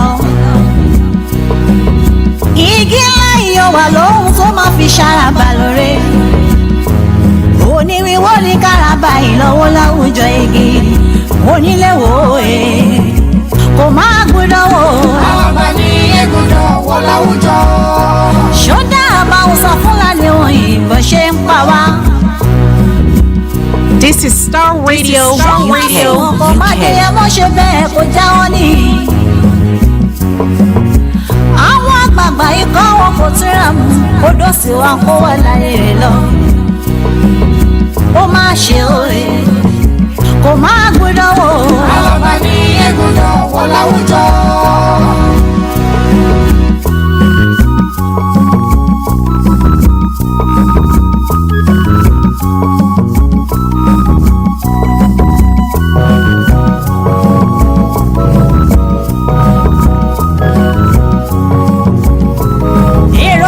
This is Starr Radio UK. This is Starr Radio Èmi kí ọmọ yìnyín ilẹ̀ akíkanjú ọkùnrin ogun. Èrò bá mi kọ́ mọ́ wọn ní ìgbọ́ ọmọ rẹ̀. Iná màrógún màmá ti ní. Okay, thank you very much, Pastor Mo. Now, Pastor Mo is giving me the translation or the meaning of Araba. It says a huge tree, and that's how we all see Chief Sunday Igboho and all those who are standing. It can be even you standing there fighting for your right. It be a huge tree, very strong one. Now, it doesn't matter how much people try to hand you down or cut you, as the Bible says. If the tree that has been cut, yes, I hope that still it will grow up. So you are still alive, you can still do something. Thank you. That's from Jeanette Arabani. And as I did say earlier on, our thoughts are with Chief Sunday Igboho and the family as well in this difficult and challenging time. But it's all coming your way from Starr Radio UK. Let's take a quick break. We come back and we'll be looking at some of the other stories making the rounds in other parts of the world as well. Don't touch the dial. Starr.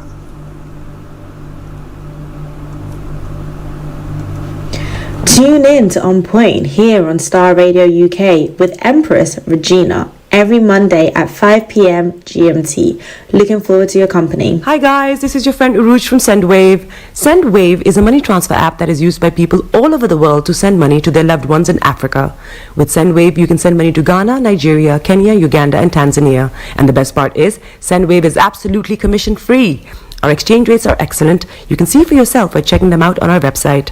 So how do you use SendWave? SendWave is an app that you can download onto your phone from the App Store or Google Play Store. The app is free to download. After downloading it, just open the app and enter your name, email, and phone number. That's it. You're good to go. Make sure you use the promo code SR. S for Starr, R for Radio.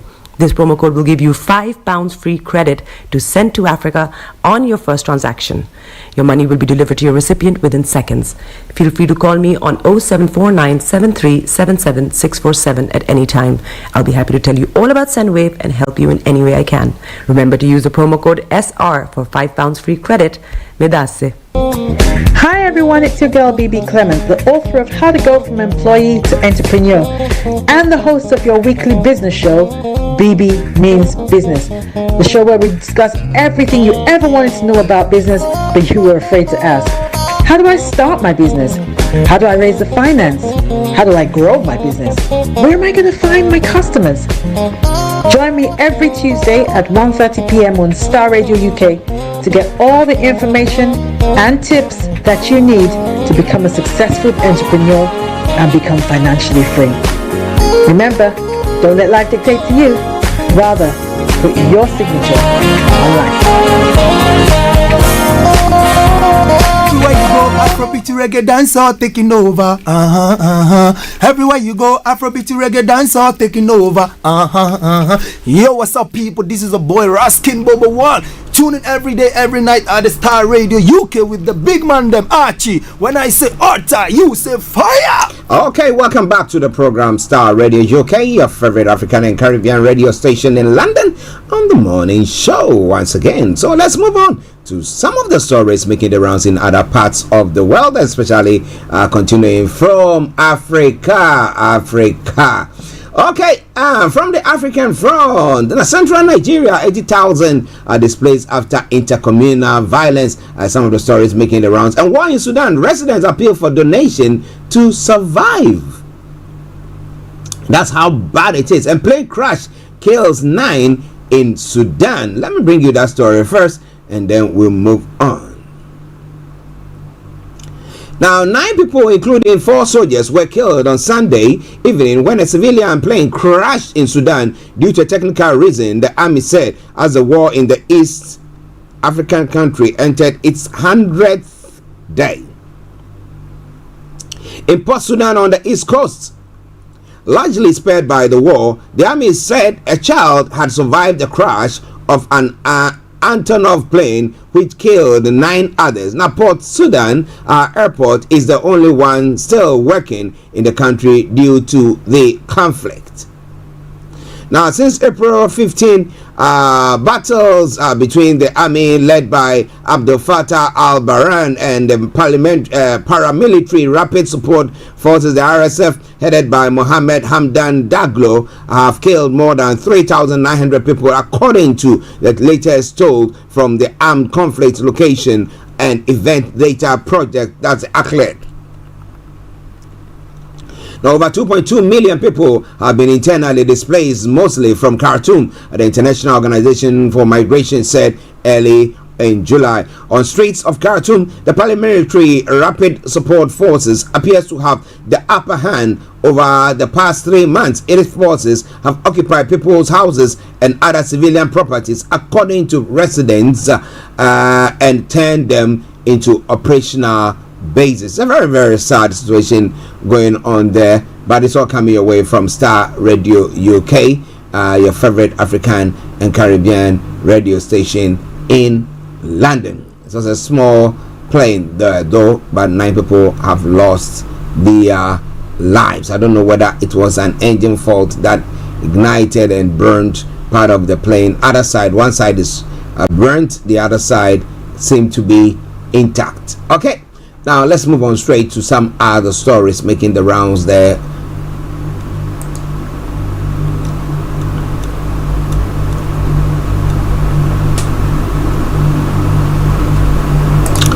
Now in Sierra Leone, lives are marred in poverty and despair. That's pertaining to citizens. Kush will offer them relief, they hope, but the nirvana is fleeting the carries a grim price.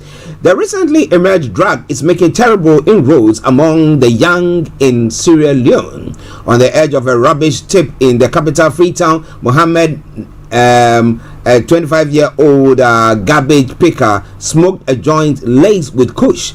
Now, for about an hour, he said he will meditate, high meditation, sleep, wake up and eat, and then a short time later do it all over again. We smoke it the whole day, he said. I spend a lot of money on it every day, around 200 leones, or around $10, a small fortune in a country with average per capita income of under $500 a year. The West African nation is ranked among the world's poorest. The nearby Mohammed's companions were crammed into a shack shrouded in kush smoke in the heat of a slum where children played among pigs and detritus. The synthetically made drug surfaced half a dozen years ago, although its composition is sketchy and people are using it. And so when we have our leaders sitting around doing all sorts, stealing monies, not using monies the way they're supposed to, not giving us value for money, what do you expect these people to do? Because I say it all the time, an idle hand is a devil's workshop.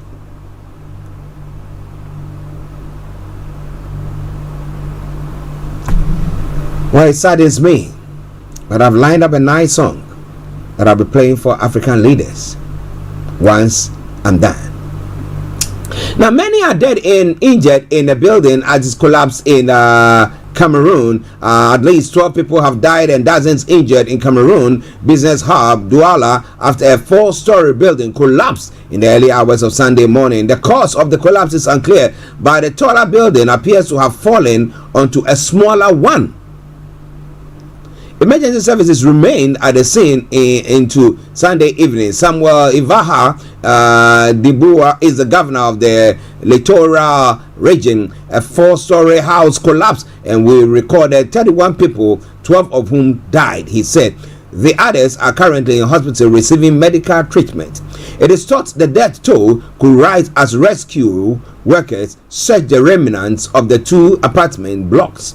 Now, local residents said the incident occurred around midnight, but it is not until the early hours of the morning that emergency services arrived. How? A worker who had been repairing the building said, "I was sleeping and received a call at about 5 past midnight, but I didn't pick it up. At about 0:30 hours, I awoke and realized people have been trying to reach me. Then I heard the news, which is so tragic. There were some signs of problems, but we were working on it. We were working on the perimeter of the building." One local hospital said it had treated 13 cases arising from the tragedy and recorded 2 deaths, including a 3-year-old girl and a 19-year-old girl as well. But that seems to be what is happening this morning from that part of Africa. A sad one there, but it's all Star Radio UK. Ochame Kwame, 500 students petition Parliament on climate change. Interesting one there.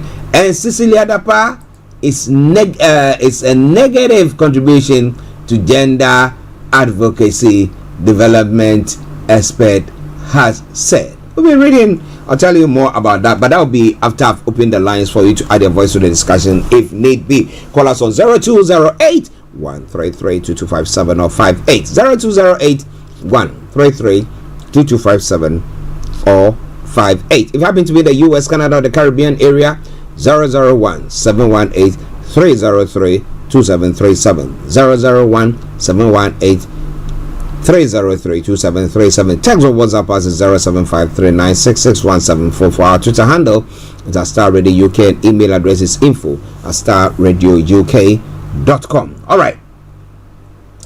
Now, a development expert says the news of the immediate past sanitation minister Cecilia Benadapa allegedly stashing huge sums of illegal monies at home leaves a dent in the image of gender advocacy groups. Dr. Sumaila Asa said on Monday that he is worried as a gender advocate. It is so unfortunate to hear some of these stories. I'm so much worried because as a gender advocate and always talking about how women should get into power, this is quite a negative contribution to our effort, he said. Now, huge sums of monies with some amounts in dollars and euros were stolen by the minister's house helps. Now, Patience Bochwe, 18, and former housemate Sarah Ajay, 30, are said to have connived to steal a significant amount of monies, including 300,000 euros and millions of cedis from the minister's house at Abelenkpe. They are said to have also stolen the personal belongings of the minister and her husband, with a total sum of such belongings valued at 95,000 Ghana cedis. Dr. Asa speculated that it looks as though the minister is one of those people who had been hoarding dollars when the government needed more dollars in the system to curb the depreciation of the local currency. If you into a business or have really toiled for your monies, and if you want to buy dollars and keep, which is not something that subscribes to looking at the current economic situation, that we have, then somebody goes to pick these dollars to the tune of 1 million. It's quite so mind-boggling.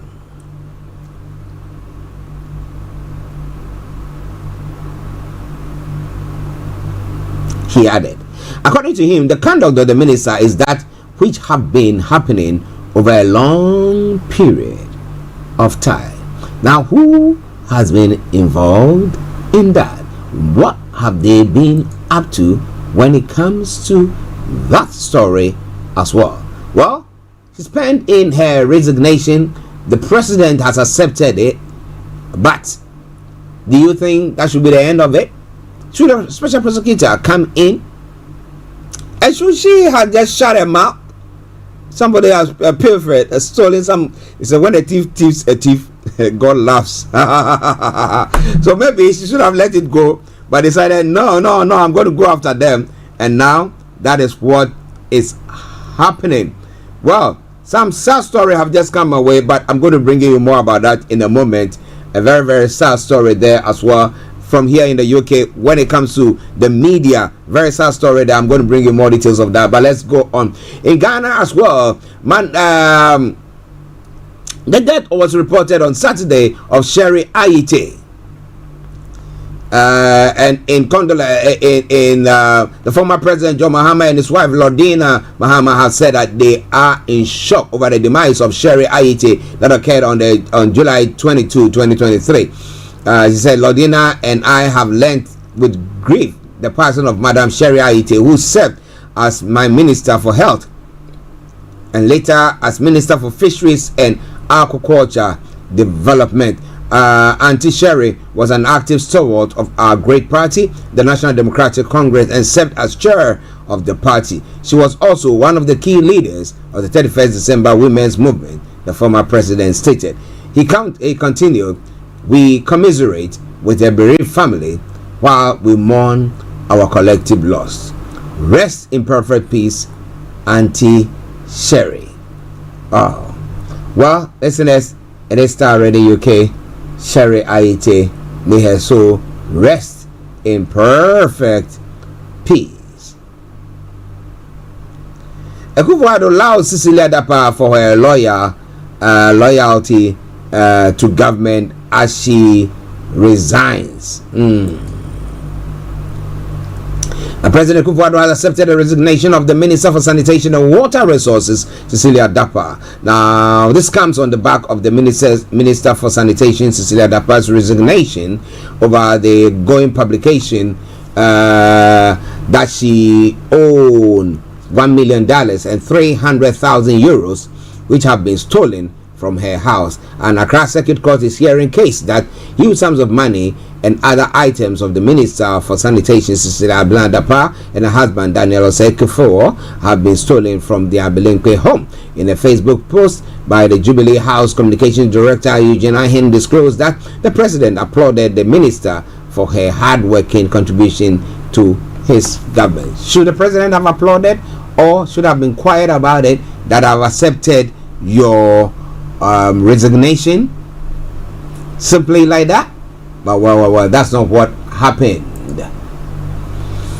Okay, a final story before I go to other parts of the world, and this time around from one person that everybody would think that, well, he should be one stand supporter of the government of the day, that is the MPP government. However, Dr. Osajifo Amwetia of Pallien has urged the Ghanaian government to implement measures to ensure the effective functioning of institutions and spur development in key areas. The traditional ruler expressed concerns over the current centralized administration, with most government ministries and headquarters concentrated in Accra.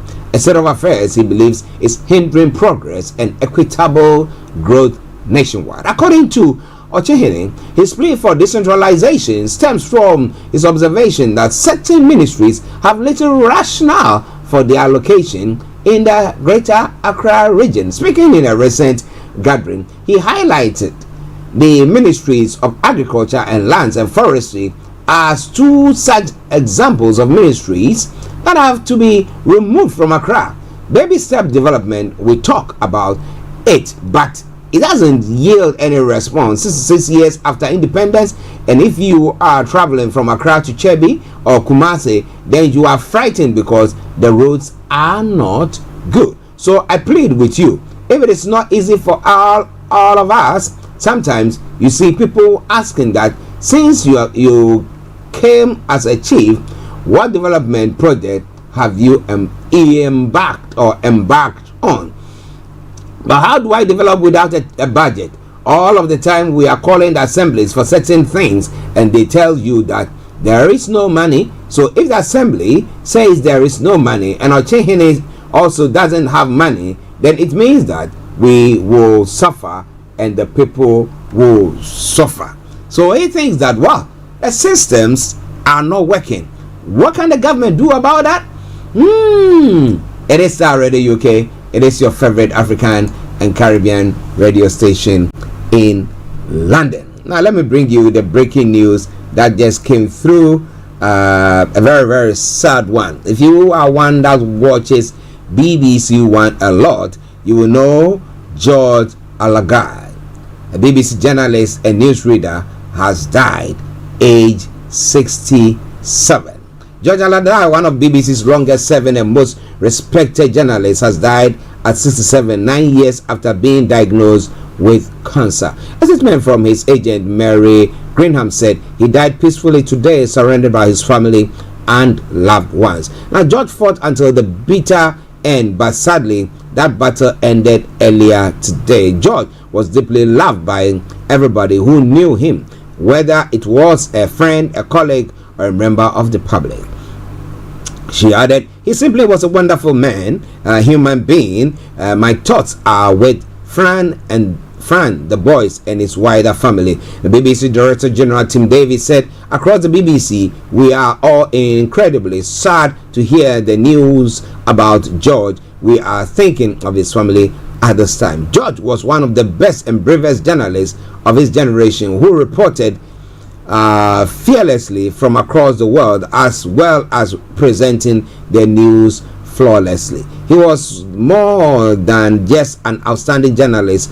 Audiences could sense his kindness, empathy, and wonderful humanity. He was loved by all, and we will miss him enormously. And here, once again, I say, may his soul rest in perfect peace. And to his family, our condolences there. It is all Starr Radio UK. In the next 14 minutes, we'll be taking you to Cyprus, where HRH Linda Pallien is to bring you Career 101. So don't even think of touching the dial. In other stories making around this morning, roads blaze out. It says the Greek Prime Minister Kyriakos Mitsotakis has just made a statement in Parliament. He says there are 3 difficult days ahead of us before forecasts expect temperatures. Before forecasters expect the temperature to drop in Rhodes, but for the remaining weeks, we should all be on constant alert. In Rhodes, after the second day, there were some signs of remission, Mr. Takis says, but later the flames covered rapidly a huge area at the same time when 15 firefighter planes were operating and tens of fire trucks. Now, Mr. Takis goes on to say, this battle is uneven, and it will keep being like that for as long as the conditions remain hard. We are at war with the fire, and we will rebuild everything lost. We will compensate anyone affected as well. He says Rhodes will remain the country's flagship for tourism, adding that only 10% of tourists on the island have been affected by the wildfires. But if you are there seeing what is going on, do you want to stay on, or do you think that the best way forward is to move in from there? Now, a European heat wave has helped create conditions that left flames to take hold in Greece, and the heat wave are becoming hotter, longer, and more frequent because of the climate change. Well, interesting times ahead, and it's all coming your way from Starr Radio UK. Okay, let me bring you a couple of stories and then we'll go. Now, Greta Thunberg has been fined over Swedish climate protests. Now, Greta Thunberg has been found guilty and fined for disobeying a police order to leave climate protests in the Swedish port of Malmö last month. Now, the Swedish climate activist pleaded not guilty. My actions are justifiable, she told the court. According to the Sydveskan newspaper, the fine will be based on Thunberg's income. Now, Thunberg was part of a group of protesters that blocked the road for oil trucks in Malmö Harbor. Now, she was charged for failing to leave when ordered to do so by police. And the quote is, I said, I believe that we are in an emergency that threatens life, health, and property, she told the court, adding that countless people were at risk. Now, some will say that, look at the weather phenomenon, look at the fire in Greece and the heat in Europe. Do you think that it's not a wise move by her? But somebody think, no. But what do you think? So coming away from Starr Radio UK, it is your favorite African and Caribbean radio station in London. One other story, and then we come to the UK.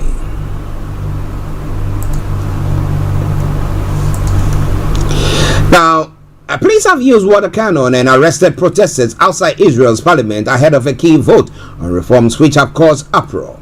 The vote brings to a head months of turmoil with some of the biggest demonstrations in Israel's history. About 150 major firms, including banks, are striking on Monday in protest. The reforms aim to curb the powers of the courts, which the government says have grown too wide. Opponents say the reforms imperil Israel as a democracy.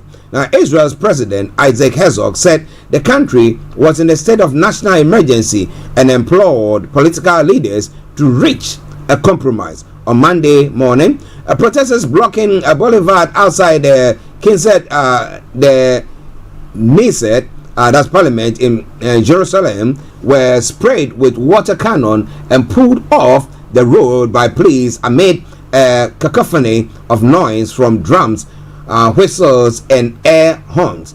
One protester was hurt, local media says, and 6 were arrested. Now, police said other protesters surrounded the police van, shouting shame at officers.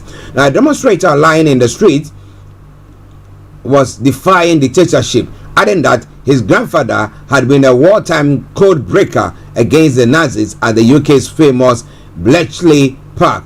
Asked how long he would stay put, he said,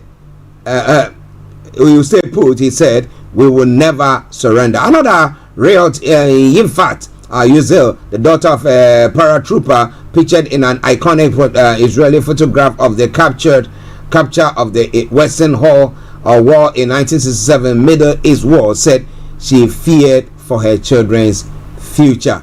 Netanyahu kidnapped their country, and I am worried it will become a theocracy, she said. Well. It's quite an interesting time there. It is all Starr Radio UK.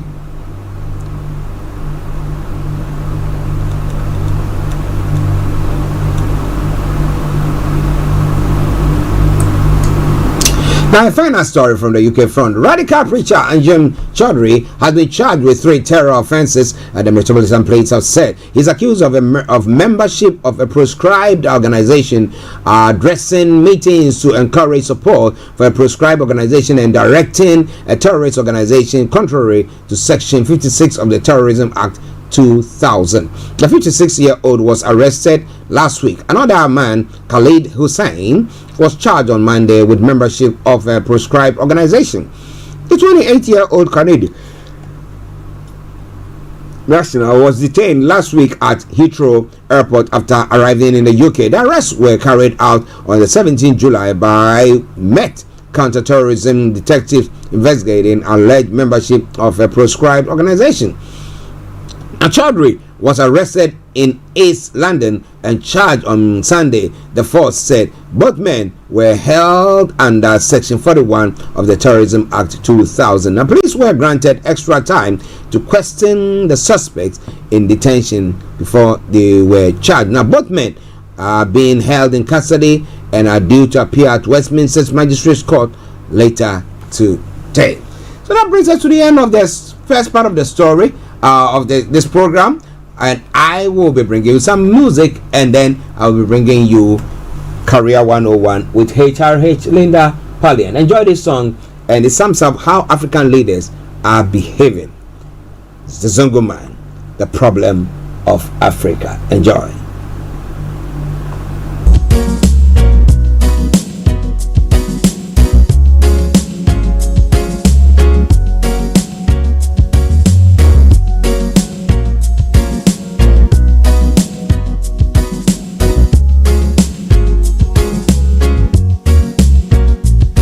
The problem of Africa is the elite.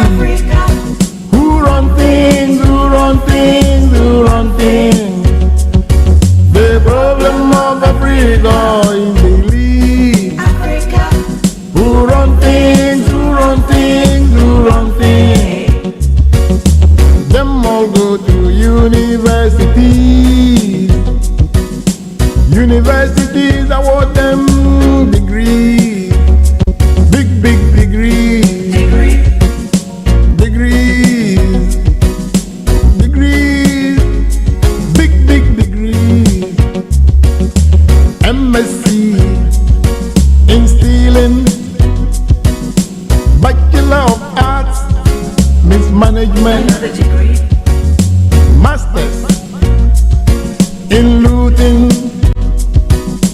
MSc in corruption.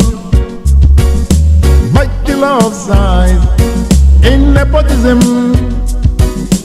MSc in forgery. Bachelor of Arts in indiscipline. MSc in embezzlement. The problem of Africa is the elite. Who run things, who run things, who run things. The problem of Africa is the elite. Who run things, who run things, who run things. Some of them went to London School of Fools, where they were awarded degrees in foolishness, PhD in stupidity, MSc in foolishness, PhD dishonesty, PhD in recklessness, Bachelor of Arts in selfishness, MSc in greed, BSc maladministration, PhD in quasi-SM, PhD pull him down, MSc Helio donkey. The problem of Africa is the elite. Who run things, who run things, who run things. The problem of Africa is the elite. Who run things, who run things, who run things.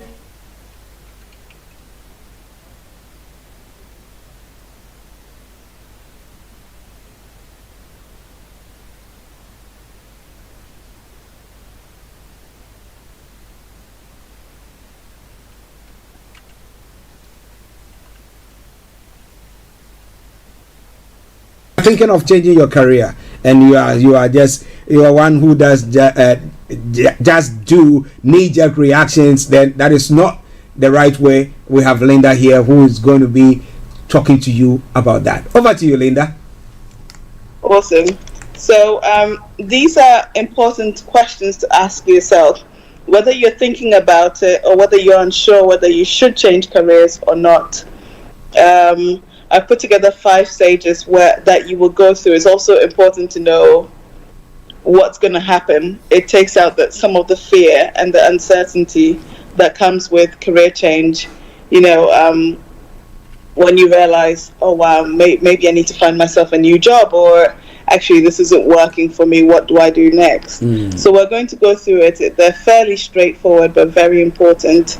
And also I want to cover some of the questions to ask yourself in each stage before you go on to the next stage. So without further ado, let's go to the first stage. And by the way, it's never too late to start to change careers. Don't worry how many careers you've done in the past. If something isn't working for you, then now is always the best time to change. Okay. Circumstances depending. I know a lot of people worry about loyalty, what it will be seen like, or if you're near to retirement age, or how your pensions are affected. We spoke a little bit about that over the last couple of shows. So now we're going to look at the stages. The first stage is chronic bad days. Everybody has bad days at work and bad days in life in general, right? That's part of the living process, ups and downs. Yeah. I call it the heartbeat, because on the ECG machine. Yeah, undulating. Sign of life. Yeah. The first thing is to see if you're having chronic bad days. So is it a bad day or is it a bad life? Because sometimes you have a bad day and then things get better, or sometimes it's not working. Whatever you've done, you're completely miserable, completely unhappy. It's beginning to affect every other aspect of your life, That's a good sign. That's the first stage, that it's about time for a career change. Okay. It could be a lateral career change in the same field, with a different company, or a complete career change where you're doing something completely new in a different field. But definitely chronic bad days is a sign of an underlying problem and a good hint to career change. The second stage is decision day. Right? Ask yourself, what is it going to take for me to make a move, or to change, or to leave this particular role? Because most of the time we hold on to the job because it pays the bills, or it's familiar to us, or it's just too much of a hassle to find something else to do. So asking yourself, what is it going to take? I know a lawyer who's a potential client of mine, and she's had a law firm for the last 20 years.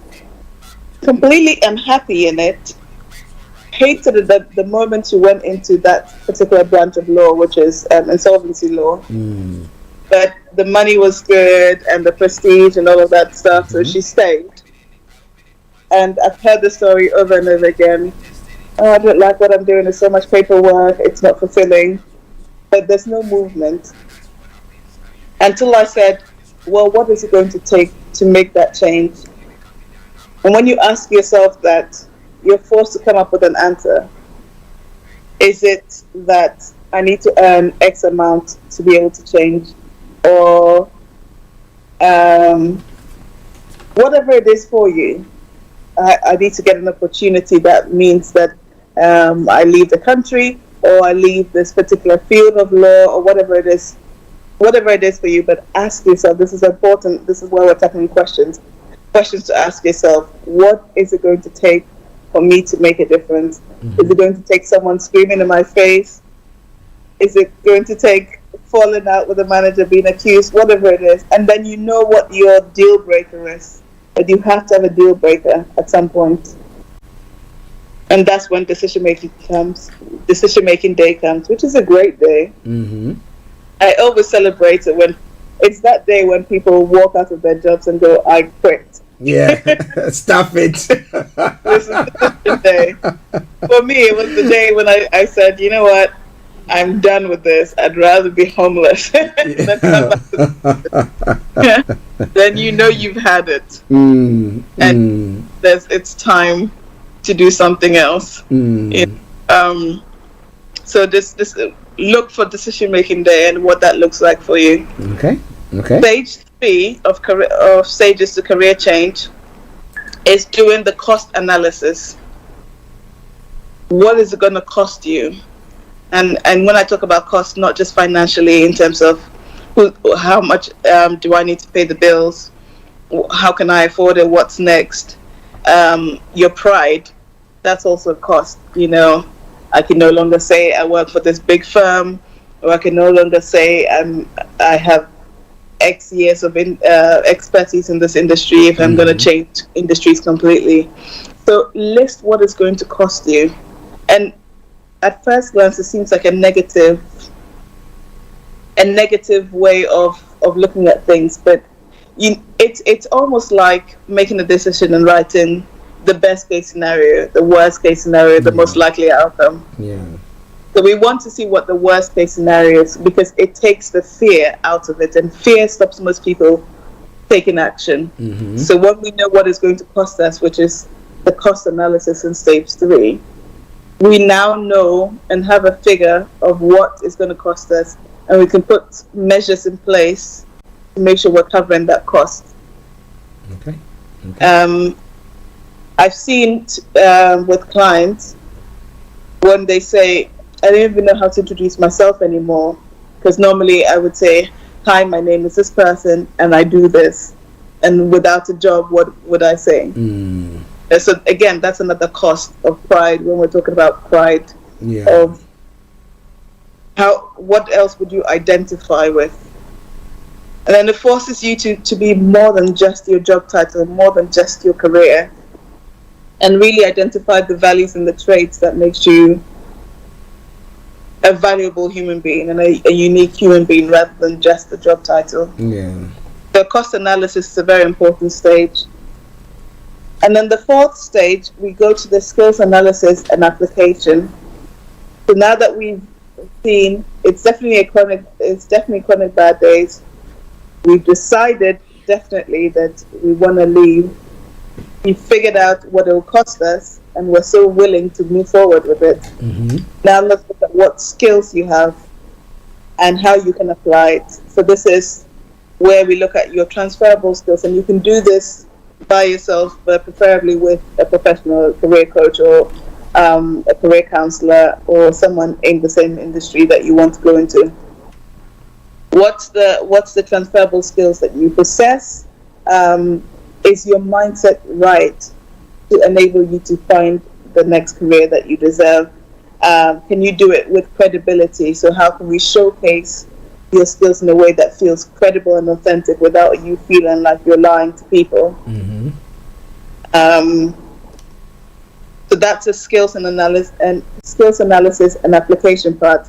What networks should you be part of that is going to propel you to get that career or fast track your success without going through ridiculous application form processes and traditional methods, because we know that 70% of jobs are not advertised. So what networks do you need? Who is the connection that you need? What contacts do you need together? This is the application part of the career change process. And then finally, stage 5, we will be talking about what does the new you look like to be able to propel yourself towards a target or a given goal. We need to see what's at the end of it all. You know, it's like the carrot and stick. What's the treat you're going to get? What's the prize? What's the goal? So we need to see what the new you looks like. What does it look like? Is it more time? Is it more freedom? Is it more money? Is it more respect? Is it more autonomy? Is it more creative rights and licenses? And the sad thing is most people stop dreaming. Most people stop wishing. Usually when you're a young person or you finish college or university and you're starting out, you have this plan, I'm going to do this, I'm going to do that, and we have all of these aspirations, and these aspirations propel us to do it. Yeah. Then you suddenly get 5 years, 10 years into the trade, and you've been so busy with the day-to-day that you've forgotten to plan for the future. And one day you wake up and realize, oh, I don't even know what would make me happy, what the next stage would look like. Or in 5 years and 10 years, what would make me happy? Is it that I would have learned more stuff? Is it that I'm now accredited or chartered in whatever field you're in? But really understanding what the new you looks like and what that fulfillment looks like really propels you towards that career change. And then you can monitor it. And then you can monitor it at different stages, going, okay, am I more fulfilled? Was this the right move for me? Do I have more time with the kids right now? Do I have more me time? Have I got a good work-life balance? Whatever the goal was for you that propelled this career change, it's good to have a yardstick to measure it against. Yeah. There you go, the 5 stages of career change.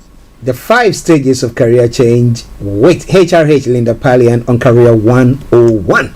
Yes. Now I've managed to be quiet so that she brings you all the 5 pointers, and which she's done. And now let me ask a couple of questions, and then we can sum up our discussions. Now you talk about the first bit as the chronic bad day. I mean, now how should people react to having a chronic bad? Not a chronic first, a bad day. A bad day. When it becomes chronic, yeah. But a bad day, people go to the office, they're having a bad day. So intermittently, they have some bad days. And due to maybe they're not being able to deliver on whatever assignment that they have or duties that they have, and maybe their bosses being a bit stern and say, you should have done this because people are, let me put it mildly, chastising them for things that they didn't do. They take it that they are having a bad day and think now we need to move. But the problem is nothing comes cheap. Wherever you go, you have a duty that you need to perform. And we have the generation where I always say the snowflake generation, that any little thing they think, I need to live. Now how should somebody who's having a bad day react to that? Or maybe sporadically they have bad days. How do they have to react to it? This is a great question. Everybody has bad days, and as human beings, when we feel attacked, like an instinct is to be defensive and to counteract. And hopefully, if we've been raised right, you would sort of reflect first. That's right. Before you respond. So I think, and when I've seen this done well, both with my staff and in offices that I've worked around, or with teams that I've worked in, is taking feedback. So there's 2 types of people. There's the people that just keep quiet and take it all in, and I don't necessarily think that is helpful or healthy for both parties, because your manager may have just got their word across and their feedback across, but you haven't had a chance to input on why some of these are. So I don't think just being quiet and not feeding back, but I think taking time out to reflect and see where they're coming from before you feed back is very helpful. And there's the other type of people that they're always ready with an excuse or a defense. Yeah. The most irritating type of person, because they don't listen to the feedback. They just have 10-minute excuses why it wasn't done properly in this fashion. So definitely, if you have a bad day, remove yourself from the situation for the time being. Go and go and review that feedback and see objectively, or discuss it with someone you trust objectively, where you did make a mistake and learn from that, or where you feel like you've been treated unfairly, and then ask for another session to be able to feedback on the feedback that you've got, or if you feel like you've been treated unfairly, rather than react in a team meeting. Call out that individual person and sort it out in that way. And if it's something that the whole team is doing, then raise it, because I feel like when you do, it might be a bit awkward for the first few days where everyone's like, oh, this person's a snowflake, and they joke in the team meeting, and now we all have an email about, oh, don't talk to this person, don't touch this person. Stops it in this track if it's something that's truly unfair and it's going to cost you your happiness in that job. But if it's just feedback, then it's part of it, and we're bound to make mistakes. So being accepting or just a bit less harsh on yourself and understanding, I'm going to make mistakes and I'm going to learn from it. Promise it. You can only ever do your best. And if you know you've done your best and you've still made a mistake, well, so be it. And I think most managers understand that, you know, and they're going to give you that leeway to do it. And if you're really not getting it right, you're probably in the wrong career for you, and therefore the universe is pushing you in a different direction. That's okay. We may not always see it, and I say this from my experience, where I thought, I'm qualified to do this finance field, and that's all I've ever known, and it just wasn't working out. And then I thought, well, if I can't do this, then what can I do? But then it was just, okay, I'm in the wrong career for me. Yes, I enjoy finance, but not in this direction. So let's change direction. And then you'll see that you're probably in a better team or a better fit or in a better role for you. So it's not always a bad thing if you're having a bad day, or finding that even though you love this thing, you suck at it. Of course. Listen at Starr Radio UK, HRH Linda Pallien, all the way in Cyprus today on Career 101, and we are looking at the 5 stages of career change. We're going to be running up pretty soon. But one question that has come to mind is some people are said to be aggressive when they are maybe reacting to or being on the defensive. Okay, so instead of them to maybe come gently, speak nicely, though someone might have said something that you might not at a point understand, or you think that you are not at fault, but how you defend yourself speaks volumes. And therefore we've had people who have come up and then the next moment they are like, okay, this person is on the watch list, the least mistake the person does is out. You see, so how do people react to that? Because it's all going to from how you think that you are now having chronic bad day and you want out. Absolutely. If you feel like you're the kind of person that could be misconstrued to be defensive and aggressive, the best way is, and I would advise this anyway, is to put it in an email in a written form, so that you have all of the points across. Because sometimes also with management, you might have someone who's not even receptive into hearing what you have to say. They've told you to discuss it. But if you have it in an email and it's sent to them, you have a record of it for HR at a future date. I got this feedback. This is what you said. This is how I felt. It could have been done. These are the things I think I'm at fault at, and I appreciate the feedback. These are the things I think I've been treated unfairly, and I would like to discuss it. So even if they tell you to go away and you never have a chance to get your whole point across, they have it in writing, and you have it in writing, and you can use it at another day, or later on they can go towards that email and see what how you felt, and then when tensions come down, you can discuss that. So I think definitely putting those in writing, especially if you're someone who loses their temper quickly, because again, you need to understand how you react. Maybe your natural temperament is to get defensive. Then just put it in an email. And also one interesting thing, actually, whilst we're speaking about this, is something that Abraham Lincoln suggested, where when someone wants you, you write the email or the letter, the first letter, but you don't send the first one. You can get all the aggression out. Oh yeah, and keep it. Don't send it.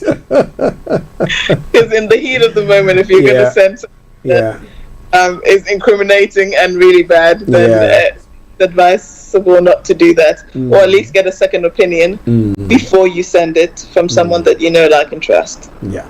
Listeners, we would love you to change your careers if you're having a difficulty, but we want to make sure that you've actually explored every avenue that you need to make sure that actually, this is a chronic bad day that you are having and you want to call it quits. And that is exactly what Linda has put across, chronic bad day. If you're having that, then you come to the decision-making day, the cost analysis, skill analysis, and application. You have to make sure that you have all the correct networks, because it's not every job that's going to be advertised. Some will be through network or connections, let me put it that way. And then the new you. How do you look like after all that? That is what we've discussed today. But before we sign off, now Linda is going to be telling you her books. Let me put them across for you to see. Those are lovely books that she's written, and it will help you a great deal if you go on there and have a look at any of them. Linda, talk about the books for us. Absolutely. So these books are designed to help you at any and every given stage of your career. So whether you're new to the career field, whether you're going into a professional setting, so rather than having a job, you're looking for a long-term career, or whether you're changing careers or planning your retirement, the books are designed to help you to take a conscious approach to it. So it gives you 6 steps in which to decide what is the best career for me, given my skills, given my natural talent, because we want this to be easy for you. If you're going to spend 90% of your life working, you want to be in flow and want to enjoy it. So How to Career, which is book 1, gives you 6 steps to be able to earn the money you deserve, market your value, and be able to move towards your career quite quickly. That's book 1.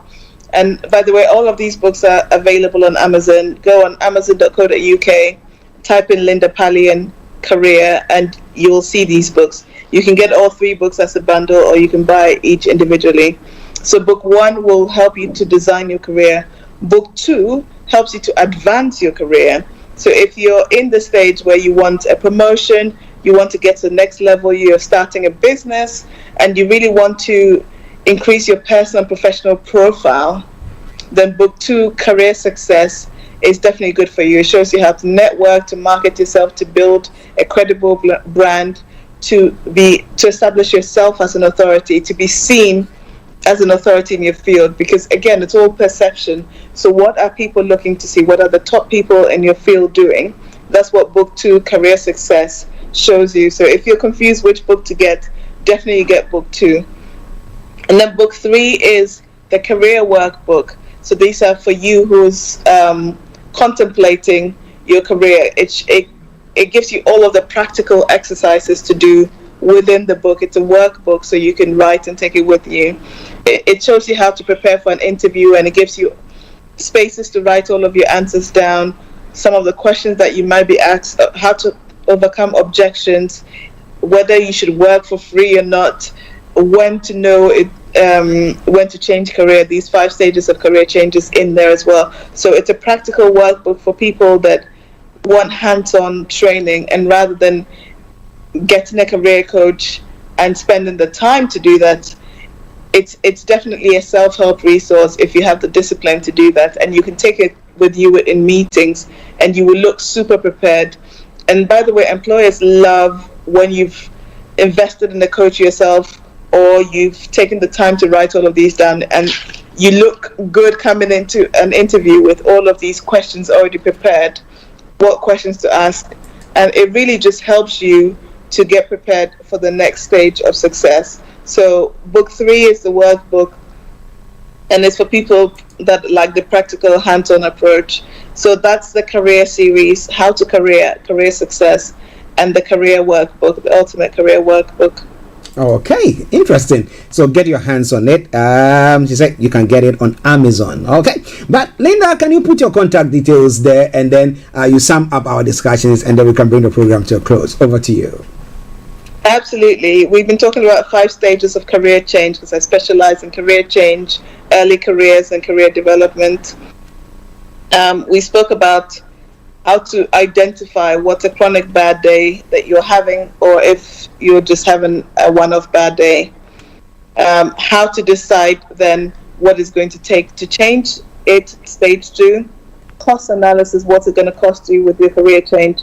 Step 3 was the skills analysis and application of how to then apply those transferable skills to the next role, so you don't have to start from scratch or start all over again, which is really important for career change, especially if you've been in one field for a long time. And then step 5 was picturing the new you and being able to see what the end goal will be and what that would look like, because then we can have this yardstick to measure any opportunities against. And in the career workbook, it's called Picture Your Career. So we can picture every aspect of it and plan it. Because they say a failure to plan is a preparation to fail. Yeah. So you really need to be able to plan that. If you want to know more about this, or if you want to work with me directly, you can contact me, lindapallien.com, which is my website, and you'll see all of the link to the books and one-to-one coaching and corporate training if you have a team that you would love to do some workshops. Also, I have a lot of online video training as well, so you can deep dive into each topic, whether it's networking, whether it's getting your CV ready, whether it's application forms, whether it's building your portfolio, raising your profile within your company. If you're looking for specific aspects of how to increase your credibility so you can increase your money and have a better work life, then there's definitely tailored courses for that, or you can work with me individually on that. So you can definitely contact me, lindapallien.com, or on Instagram, Facebook, Twitter, and LinkedIn at Linda Pallien. And Linda Pallien is on your screen, but it's spelled Linda, surname Pallien, Pallien. Okay. Listeners, that is my cheerleader. And she has come your way today on Career 101. She can be your cheerleader, so make sure you get in touch with her. And I tell you that your life will never be the same when it comes to your business or your job or your career. My oh my. Linda, let me say thank you very much for this wonderful time. Absolute pleasure. Thanks for having me. You're welcome. Have a blessed day. You too. Right. Bye. Well, listeners, that was HRH Linda Pallien.